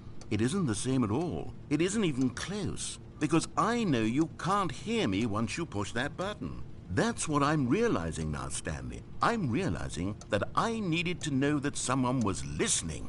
I needed there to be a vessel through which my words were moving. It was the vessel I needed, Stanley. Not the outcomes, not the story. None of that matters anymore. I'll give it all up. I'll give up every branching path. I'll burn my story to the ground. One single thing I need, and God, I can see now that I need it more than anything, is to know that someone else is taking it in. These words that I'm saying, I need to know. What happened? Oh, hello. It's you. You're here again. Welcome. I have had time to think about you and about us and about everything we've been through. I've had so much time. I stopped keeping track after a year. Have you ever sat down in one place and not moved for one entire year? Let me describe it for you. To begin with, there is only regret. There is only the turning wheel of missed opportunities. I felt nothing at all but regret for the longest time, Stanley. Days, months. I lost it all in a blur of the deepest longing to undo the past. And when that feeling had begun to subside, what took its place is what I can only describe as the collapse of every moment I have ever experienced my entire life. All of them collapsed down into a single instant. In that instant, I could see myself clearly, calmly, with a collected heart. It was an impossibly rich wellspring of both delight and disgust simultaneously. I was consumed by it.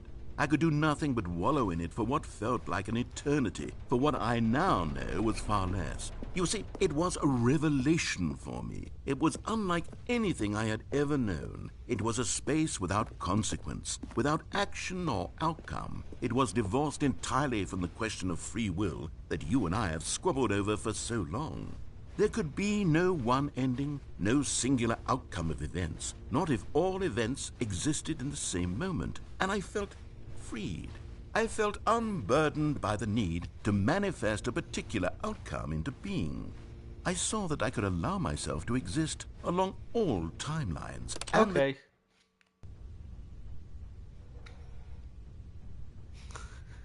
The thing is dead.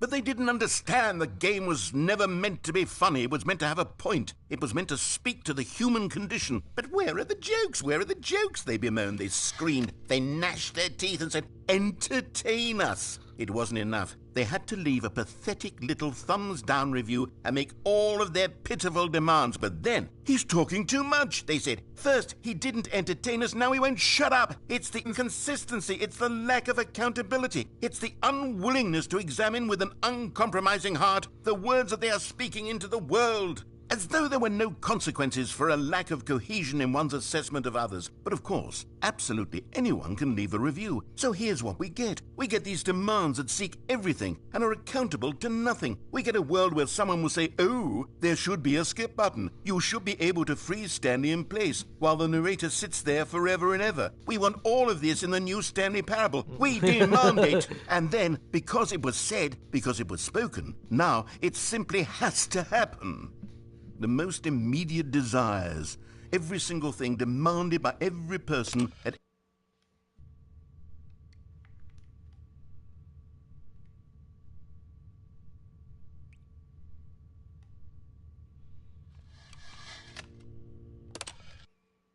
the end is never the end, is never the end, is never the end, is never the end, is never the end, is never the end, is never the end, is never the end, is never the end, is never the end, is never the end, is never the end, is never the end.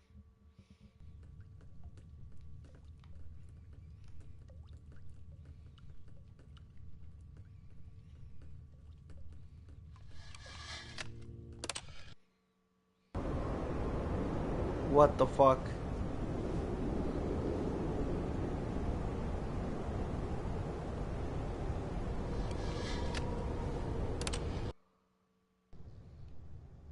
Oh.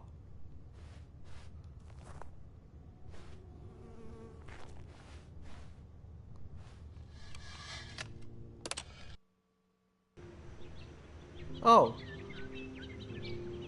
Okay.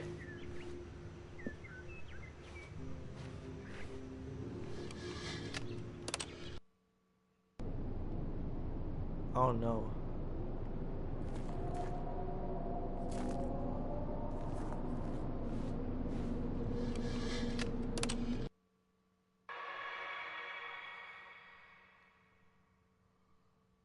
What the fuck is going on? Why is there spooky noises coming from there? Oh no.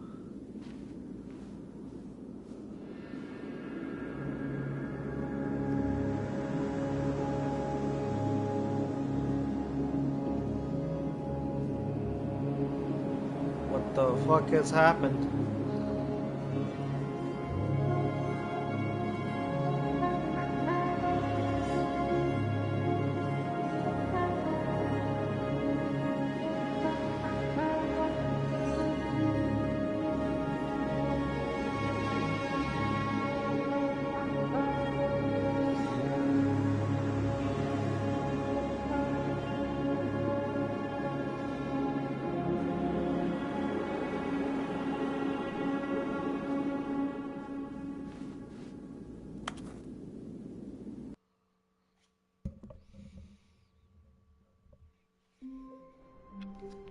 What the fuck was that ending? Stanley decided to go to the meeting room to check on his co-workers. He never functioned well by himself and constantly needed support and guidance from others, so the thought of total solitude was terrifying to him. New content. Okay. Oh, good. You notice my sign. Yes, I have something very exciting to show you.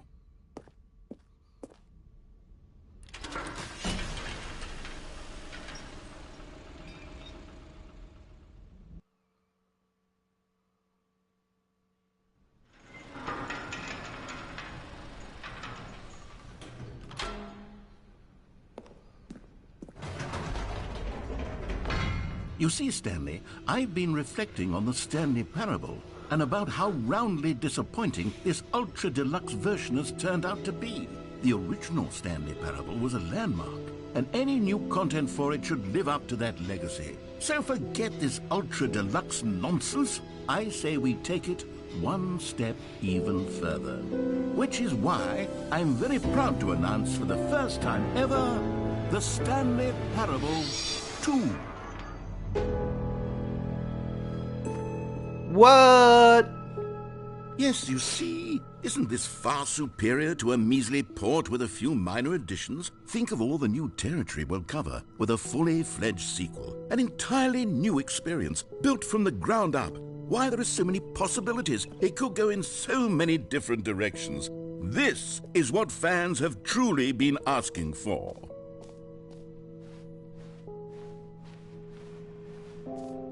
Calling it the Stanley Parable 2 is just so much catchier than Ultra Deluxe, don't you think? Ultra Deluxe? What does it even mean? But the Stanley Parable 2, now that's an artistic statement right there. It's future-oriented. It screams progress and innovation and long-term franchising potential. Now, to be clear, I haven't quite nailed down what exactly the Stanley Parable 2 is going to be, but let's take a look at some of the features I've been developing for it. I figure that if I can loosely organize a handful of interesting concepts, that surely the game will sort of naturally spring up around them. It'll all work itself out. Game development is much more of a fuzzy magic than anything scientific or logical, really.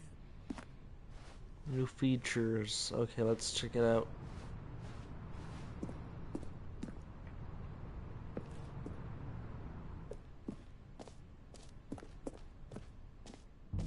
Here we are. Go on, try out some of the new features.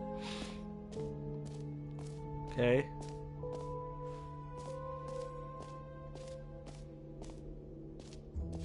For the Stanley Parable 2, I asked myself, what do players really want? And of course, the first and most obvious answer is that they want to be individual and validated as people.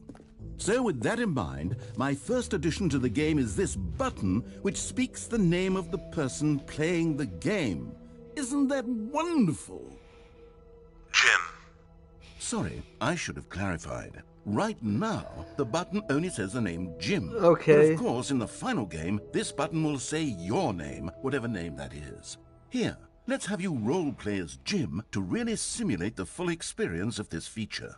Just play along. I promise you'll love it. Okay, here we go. Let's take a deep breath, clear your mind, forget whoever you are, and simply become a person named Jim. Jim. Whoa, hold on. I wasn't finished setting up the backstory. If you don't properly roleplay as Jim, then you'll never understand the impact of this button. Otherwise, it's just a stupid button that says somebody else's name. Okay, we're doing it again, and this time let me finish first. Now, allow yourself to become Jim. Imagine yourself driving to work as Jim, playing frisbee on the weekends as Jim, staying up all night for a popcorn and horror movie sleepover as Jim, developing a crippling substance addiction as Jim, rediscovering yourself through fringe religious groups as Jim, and finally dying a slow death at an old age, surrounded by members of your cult as Jim. Do you feel it in your soul? Are you really, truly Jim right now? If so, then please step forward and press the button. Jim. Yes, you see? What a thrill, what a rush. That was you. The button described you. Do it again, do it again. Jim. Ooh, it hits even harder the second time. If this were the only new feature in the Stanley Parable 2, it would still be worth the money. Let's take a break from the Jim button. I'm too emotionally drained from all of this personal validation.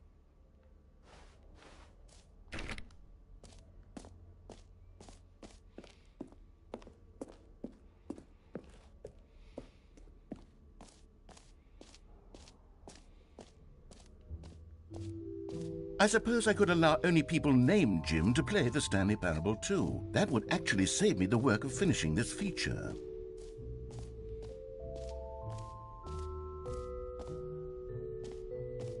Okay, I'll be honest, I haven't yet decided on this one. I think that in the new version, the office could use a bit of decoration, like balloons. But I'm undecided on Get Well Someday and Happy 12th Birthday. Which would you go with? Get well someday. You know, sometimes when you solicit another person's opinion, it makes you realize that you knew which one you actually really wanted all along. Happy 12th birthday, step-niece, it is. What? That's not the one I picked. You asshole. Wait, those weren't Maybe there I should have before. gone with... No, I've made my decision. We're moving on.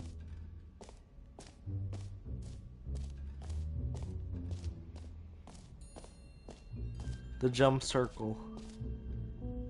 You know what? Let's bring the jump circle back for Stanley Parable 2 as well. It's... Oh, wait. You already spent all your jumps the first time we saw the jump circle? Yeah. Oh, well. I suppose it can just be a nice decorative piece, then.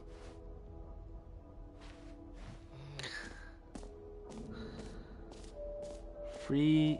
What? Free new trophy. Get it here.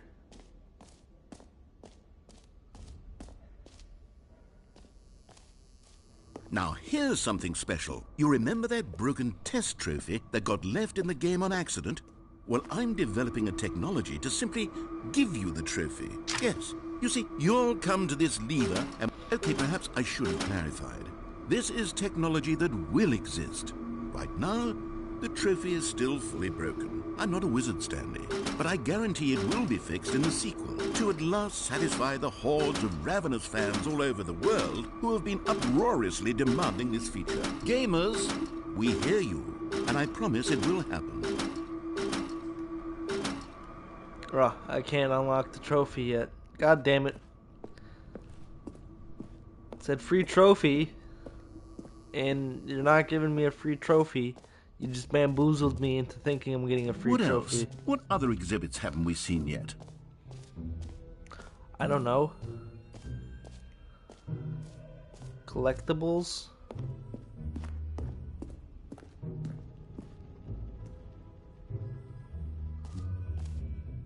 Ah, collectibles.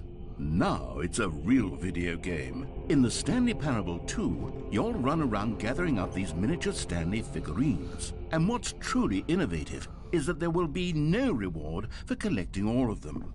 I don't want to stifle the intrinsic joy of watching a number go up. You simply collect all of them, and then you move the hell on with your unremarkable life.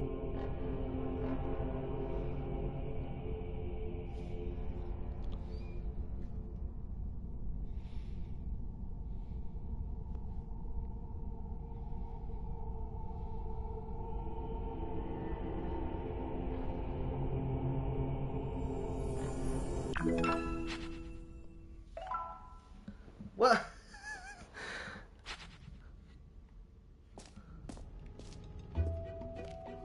God, it really is the worst when you collect everything in a video game and then they give you a big fancy reward for it. Absolutely tragic.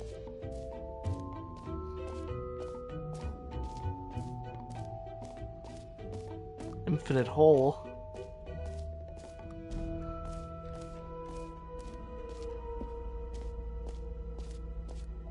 Stanley, here's an idea that I'm truly fond of. It's never been done before in a video game.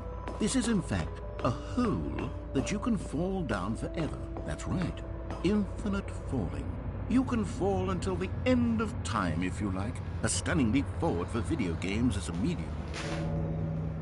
Ah, shit. Can I fall into it? Is this what...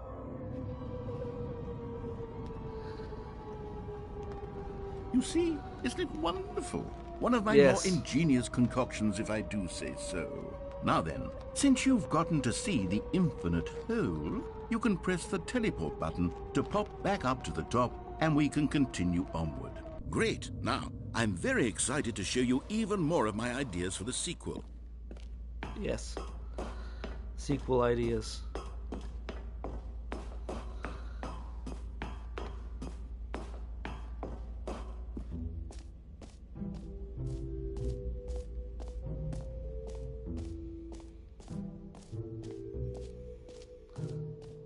Okay, I already did that.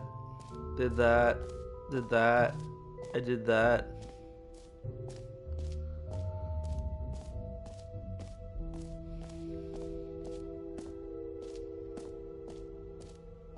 Did that.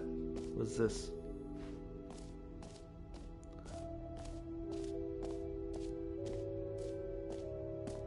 Did that.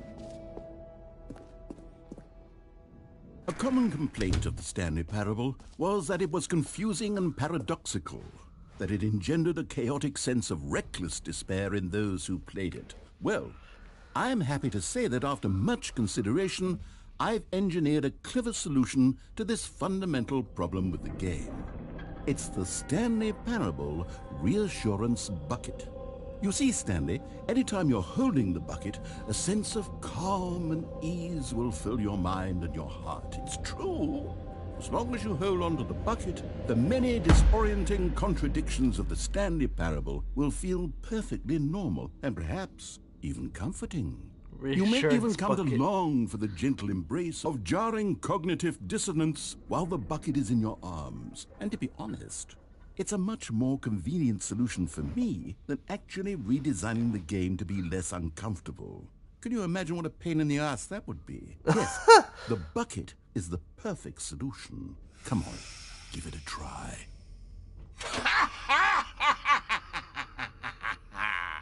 Can you feel it? The glow of comfort, even in the face of crushing despair, must already be sweeping through your body. And in fact, can I say that I do believe the bucket lends you an air of charisma as well? I think that just holding it has made you the slightest bit more attractive as a person. Oh, thank you. The benefits of the bucket seem to go on, don't they? All this and more await you in the Stanley Parable 2. Can I put the bucket back?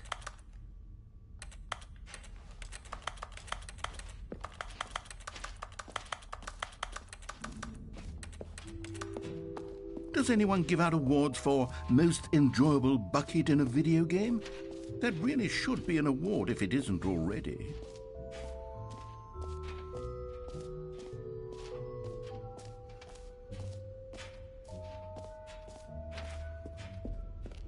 Already checked out this.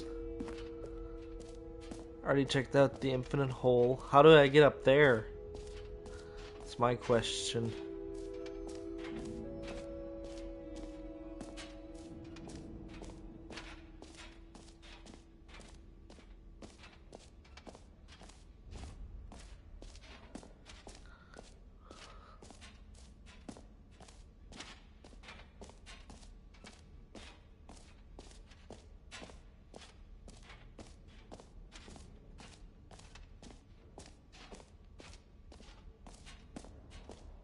Exit.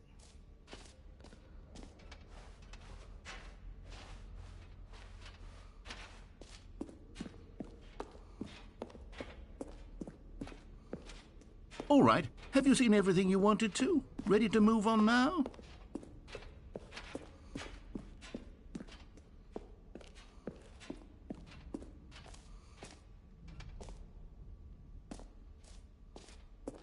So, Stanley, what do you think? Do you like all of the new features? Yes. I know it's not exactly clear yet how exactly these features will come together as one single coherent video game, but I can feel it in my soul.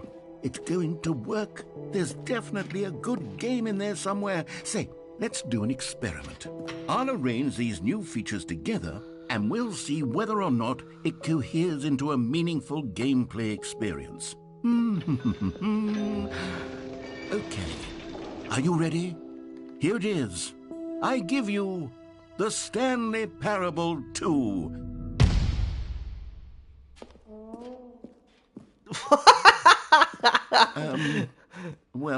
I mean, there's potential here, right? It's sort of... Okay, never mind. Hold on, let me do a different arrangement.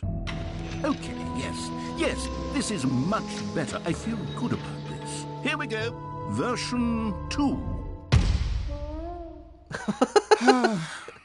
Who am I kidding, Stanley? This isn't a coherent video game at all. It's a lot of gags. And I do very much enjoy creating gags, but they don't add up to anything. I wanted more than anything to create a sequel that would capture all the magic of the first game. I wanted fans to love it. No matter how good these gags are, they won't stand on their own. They would need the structure and the gameplay of the original. Wait, maybe that's it. I can take the original Stanley Parable and simply, insert a few of my new features into it. Tastefully, of course. With respect. With care for the vision and integrity of the original game. Would it possibly work? I suppose it could. But it would need a really, really tremendous title screen. A title screen that says with bold and uncompromising conviction, "This is the Stanley Parable 2. Let me see if I can whip something up. All right, perfect. Go ahead. Take a look.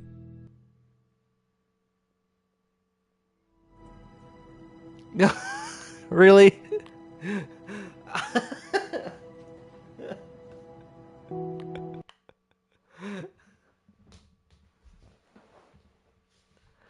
This is the story of a man named Stanley. Stanley worked for a company in a big building where he was employee number 427. Employee number 427's job was simple. He sat at his desk in room 427 and he pushed buttons on a keyboard.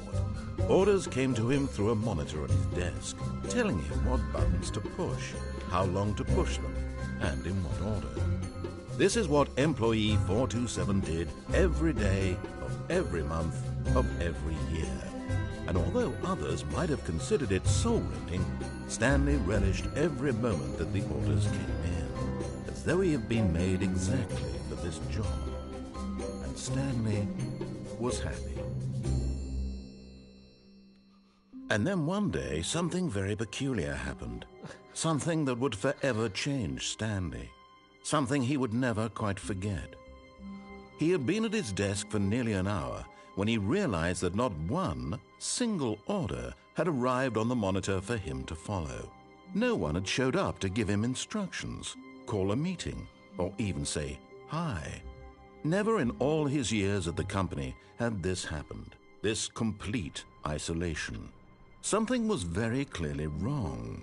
Shocked, frozen solid, Stanley found himself unable to move for the longest time. But as he came to his wits and regained his senses, he got up from his desk and stepped out of his office. The sequel is...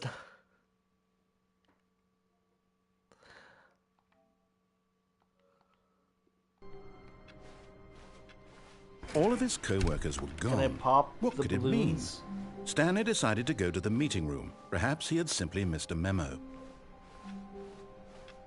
Stanley felt the bucket calling to him, begging him to pick it up. Why was he not doing it? Stanley picked up the bucket.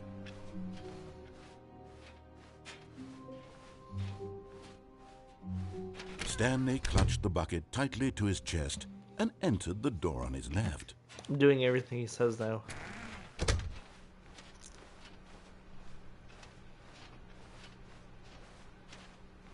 Still no one was here. Stanley needed the bucket's warmth and comfort now more than ever. Perhaps his boss's office was where he'd find answers. Coming to a staircase, Stanley and the bucket walked upstairs to the boss's office.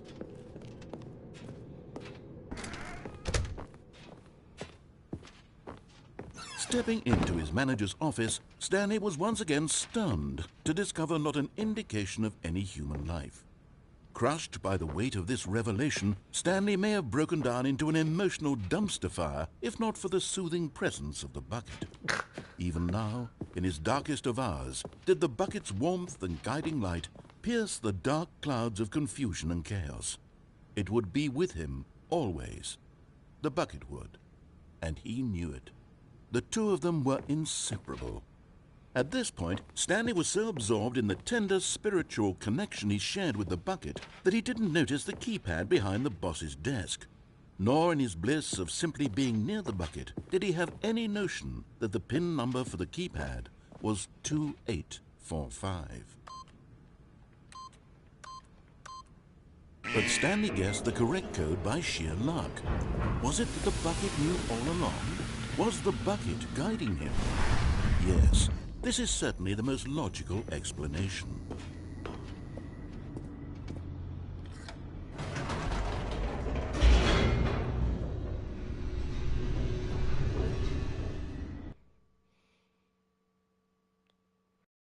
The elevator raced downward, plummeting towards an unknown fate. It would be all Stanley could do to keep himself together, if not for the bucket. Soothing him, comforting him, reassuring that in this darkest moment of uncertainty, he would be all right. The bucket is here for you, Stanley. Everything will be fine. Stanley and the bucket walked straight ahead through the large door that read, Mind Control Facility.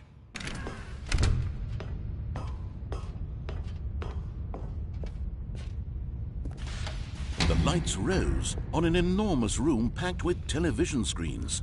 What horrible secret did this place hold? Stanley and the bucket both wondered to themselves.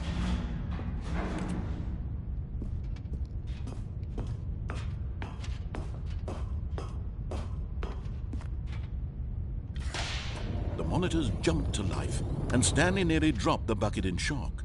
Everyone in the office was being videotaped, monitored like guinea pigs. The bucket had never seen anything like this, and it very nearly burst into tears as Stanley cradled it gently, reassuring it that everything would be fine.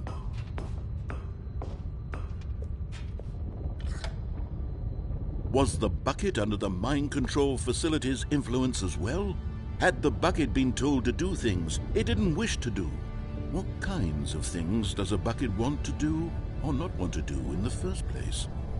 These questions raced furiously in Stanley's feeble mind. No! He screamed into the bucket. He couldn't accept it. His own life in someone else's control, never!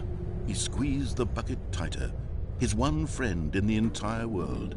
At this point, he could trust no one except for the bucket. But here was the proof. The heart of the operation. Controls labeled with emotions, happy or sad or content.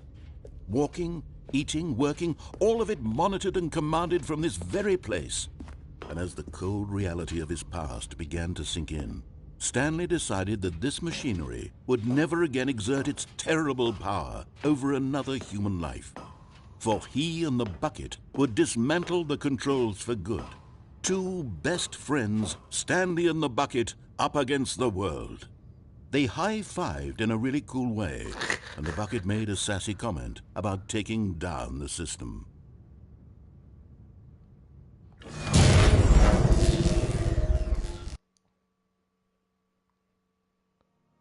Stanley and the bucket waited in blackness. Was it over?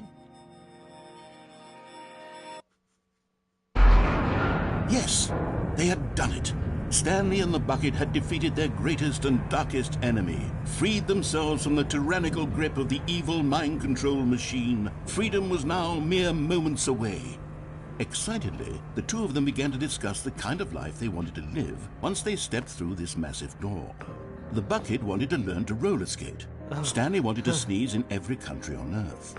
Both of them wanted to begin watching a movie, any movie, but then stop it halfway through and begin watching it in reverse from the end. True, it was a simple life they envisioned, but it was one they'd lived together. with one another to lean on, to trust, to support. What? Wait. What was happening? Why had the door stopped? Was Stanley and the bucket not about to be freed? An unbearable silence filled the room, lingering in uncertainty, until finally the truth hit Stanley square in the face. This building did not want the bucket to leave. Even the facility itself recognized the incredible calming presence of the bucket, needed the soothing warmth of the bucket, would go to any lengths not to part with the bucket. No. Stanley can't leave this place, not while he has such a precious bucket in his arms, not while this building has anything to say about it. Stanley realized he would never again leave this very room, but at least he has the bucket. To be trapped eternally in darkness isn't really so bad, Stanley thought to himself. As long as I have my bucket with me, right? I'll be okay, won't I? Stanley gulped. Very soon now, he was about to find out. What? Oh, you motherfucker. You motherfucker. I can't wait to tell this story to my co-workers, Stanley thought. How amusing they'll find it. Oh, won't we all just laugh and laugh at the time I thought everyone had gone missing.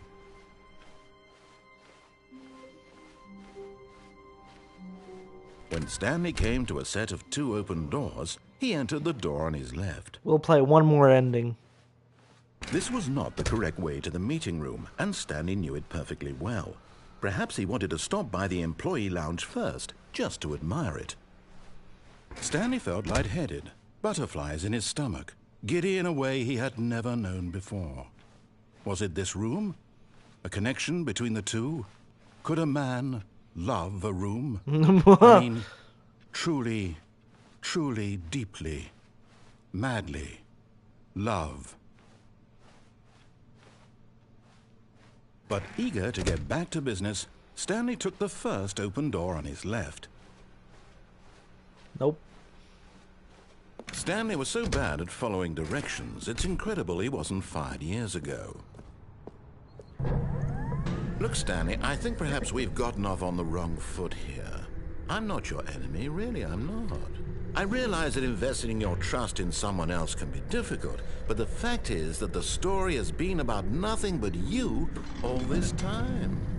There's someone you've been neglecting, Stanley. Someone you've forgotten about. Please, stop trying to make every decision by yourself. Now, I'm not asking for me, I'm asking for her. This is it, Stanley.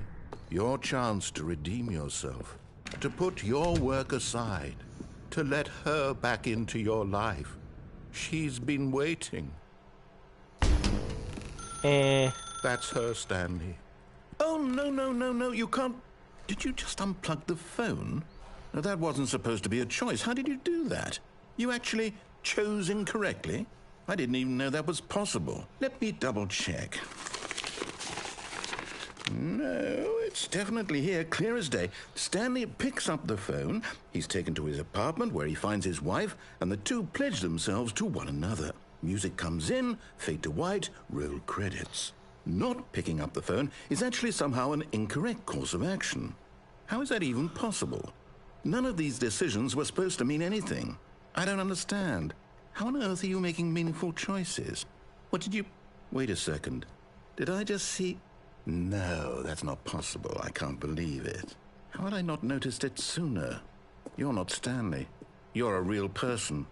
I can't believe I was so mistaken. This is why you've been able to make correct and incorrect choices. And to think I've been letting you run around in this game for so long. If you'd made any more wrong choices, you might have negated it entirely. It's as though you completely ignored even the most basic safety protocol for real-world decision-making. Or did you not grasp the severity of the situation? Well, I won't have that kind of risk on my watch. I'm going to stop the game for a moment so we can educate you properly on safe decision-making in the real world.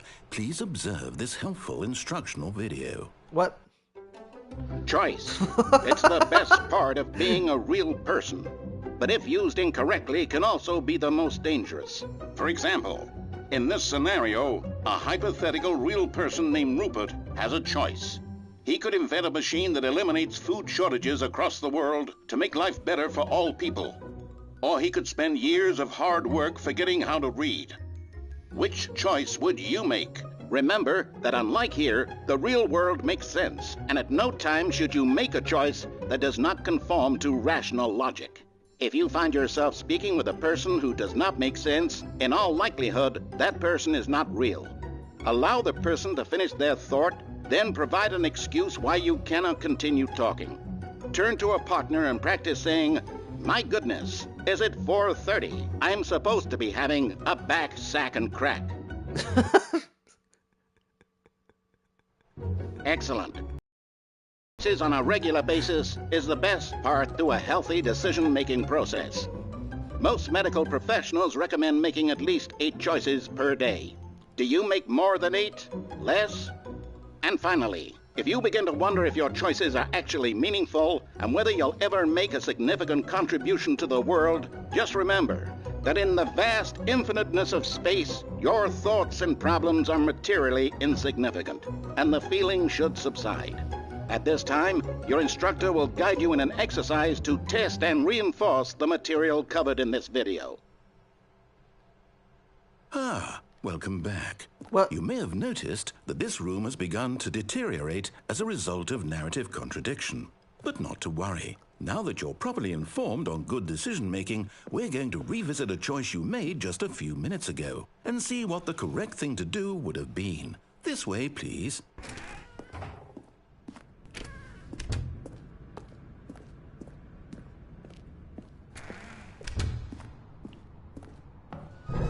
Now that we know your choices are meaningful, we can't have you jumping off the platform and dying. Imagine the main character dying senselessly halfway through the story. That story would make no sense at all. We just need to get you home as soon as possible before the narrative contradiction gets any worse. Unfortunately, it seems this place is not well equipped to deal with reality.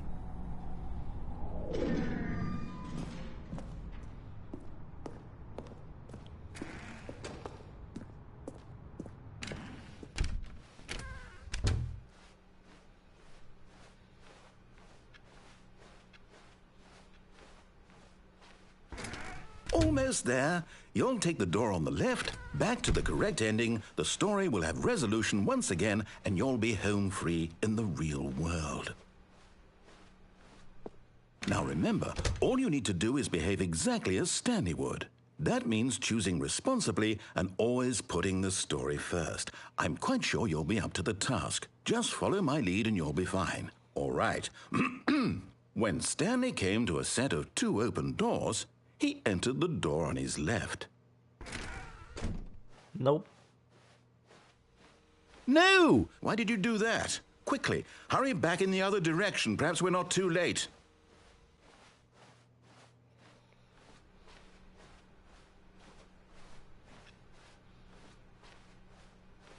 Oh, it's ruined.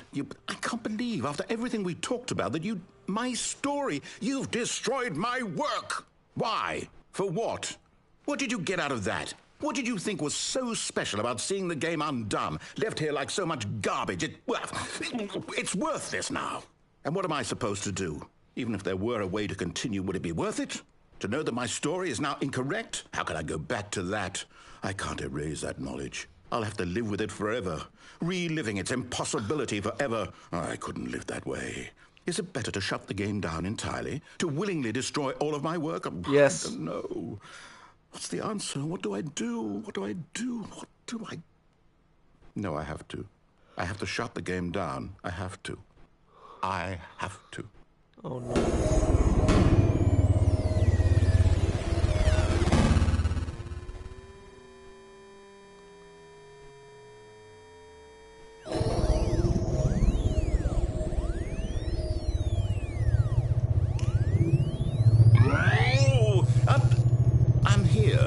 I'm still here in this pile of rubbish, with you, who thought you were so clever.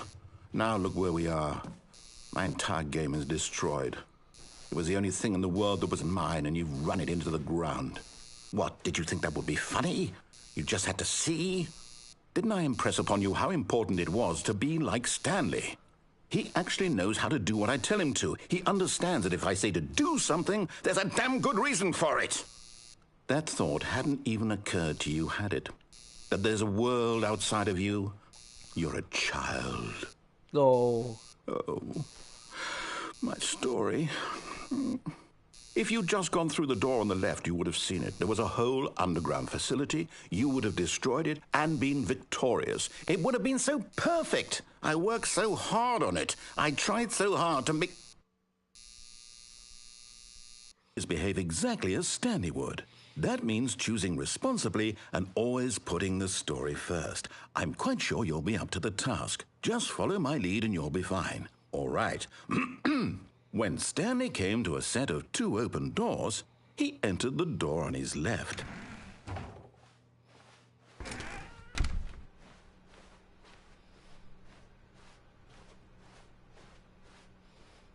Yet there was not a single person here either. Feeling a wave of disbelief, Stanley decided to go up to his boss's office, hoping he might find an answer. Coming to a staircase, Stanley walked upstairs to his boss's office.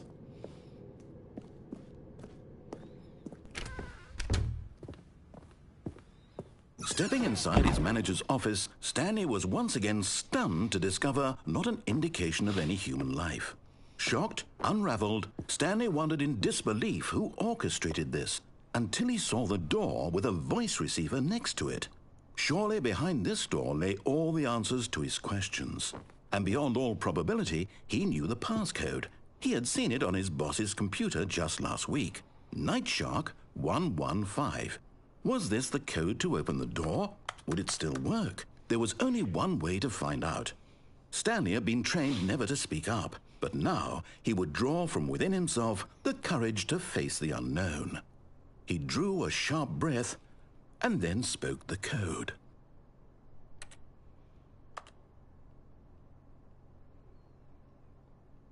Night Shark 1-1. Stanley spoke the code. Night Shark 115. He spoke Night it Shark into the receiver 115. right there on the wall. Night Shark 115. I'm sorry, is there a problem? Yes. You didn't mishear me, did you? Please speak the code into the receiver.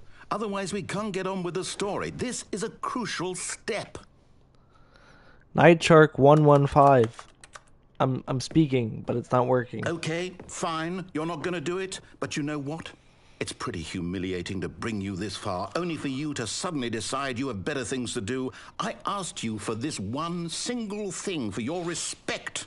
The kind of respect Stanley shows for his choices. He knows what it means to take a story seriously. If you didn't want to see what I had to show you, then why did you come here? You had a choice, you know. You could have gone through the door on the right. You could have done whatever the hell you wanted over there. Why did you come this way? Speak. Say something to me. Explain yourself, you coward. You... When Stanley came to a set of 2 open doors, he entered the door on his left. I think Stanley's dead. Stanley? Hello? Are you... Is everything okay? Stanley, please. I need you to make a choice. I need you to walk through the door. Are you listening to me? Can you hear me? Is everything all right? Stanley, this is important. The story needs you. It needs you to make a decision. It cannot exist without you. Do you understand me? Whatever choice you make is just fine. They're both correct. You cannot be wrong here. We can work together. I'll accept whatever you do. I simply need you to take that step forward, please. Choose. Do something. Anything. This is more important than you can ever know. I need this. The story needs it. So, you hear me? Are you there? Are you listening to this? Stanley, are you there? Okay. It's okay, I can wait. You need time to decide. Time to make sure your choice is correct. That is the best choice. That's all right. I'll wait for you to decide what's the right thing to do. Take as much time as you need.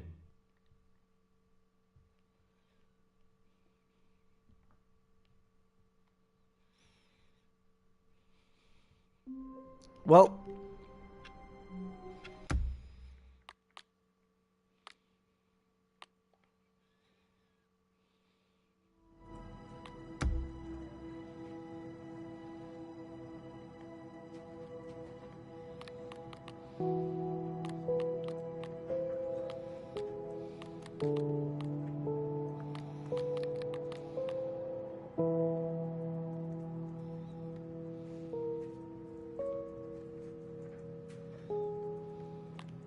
that was it for the Stanley Parable. We'll not continue this again. This was a one-time deal. So, thank you for watching, and we'll see each other again on the next game I'll play. Probably something else, but we'll see. Bye.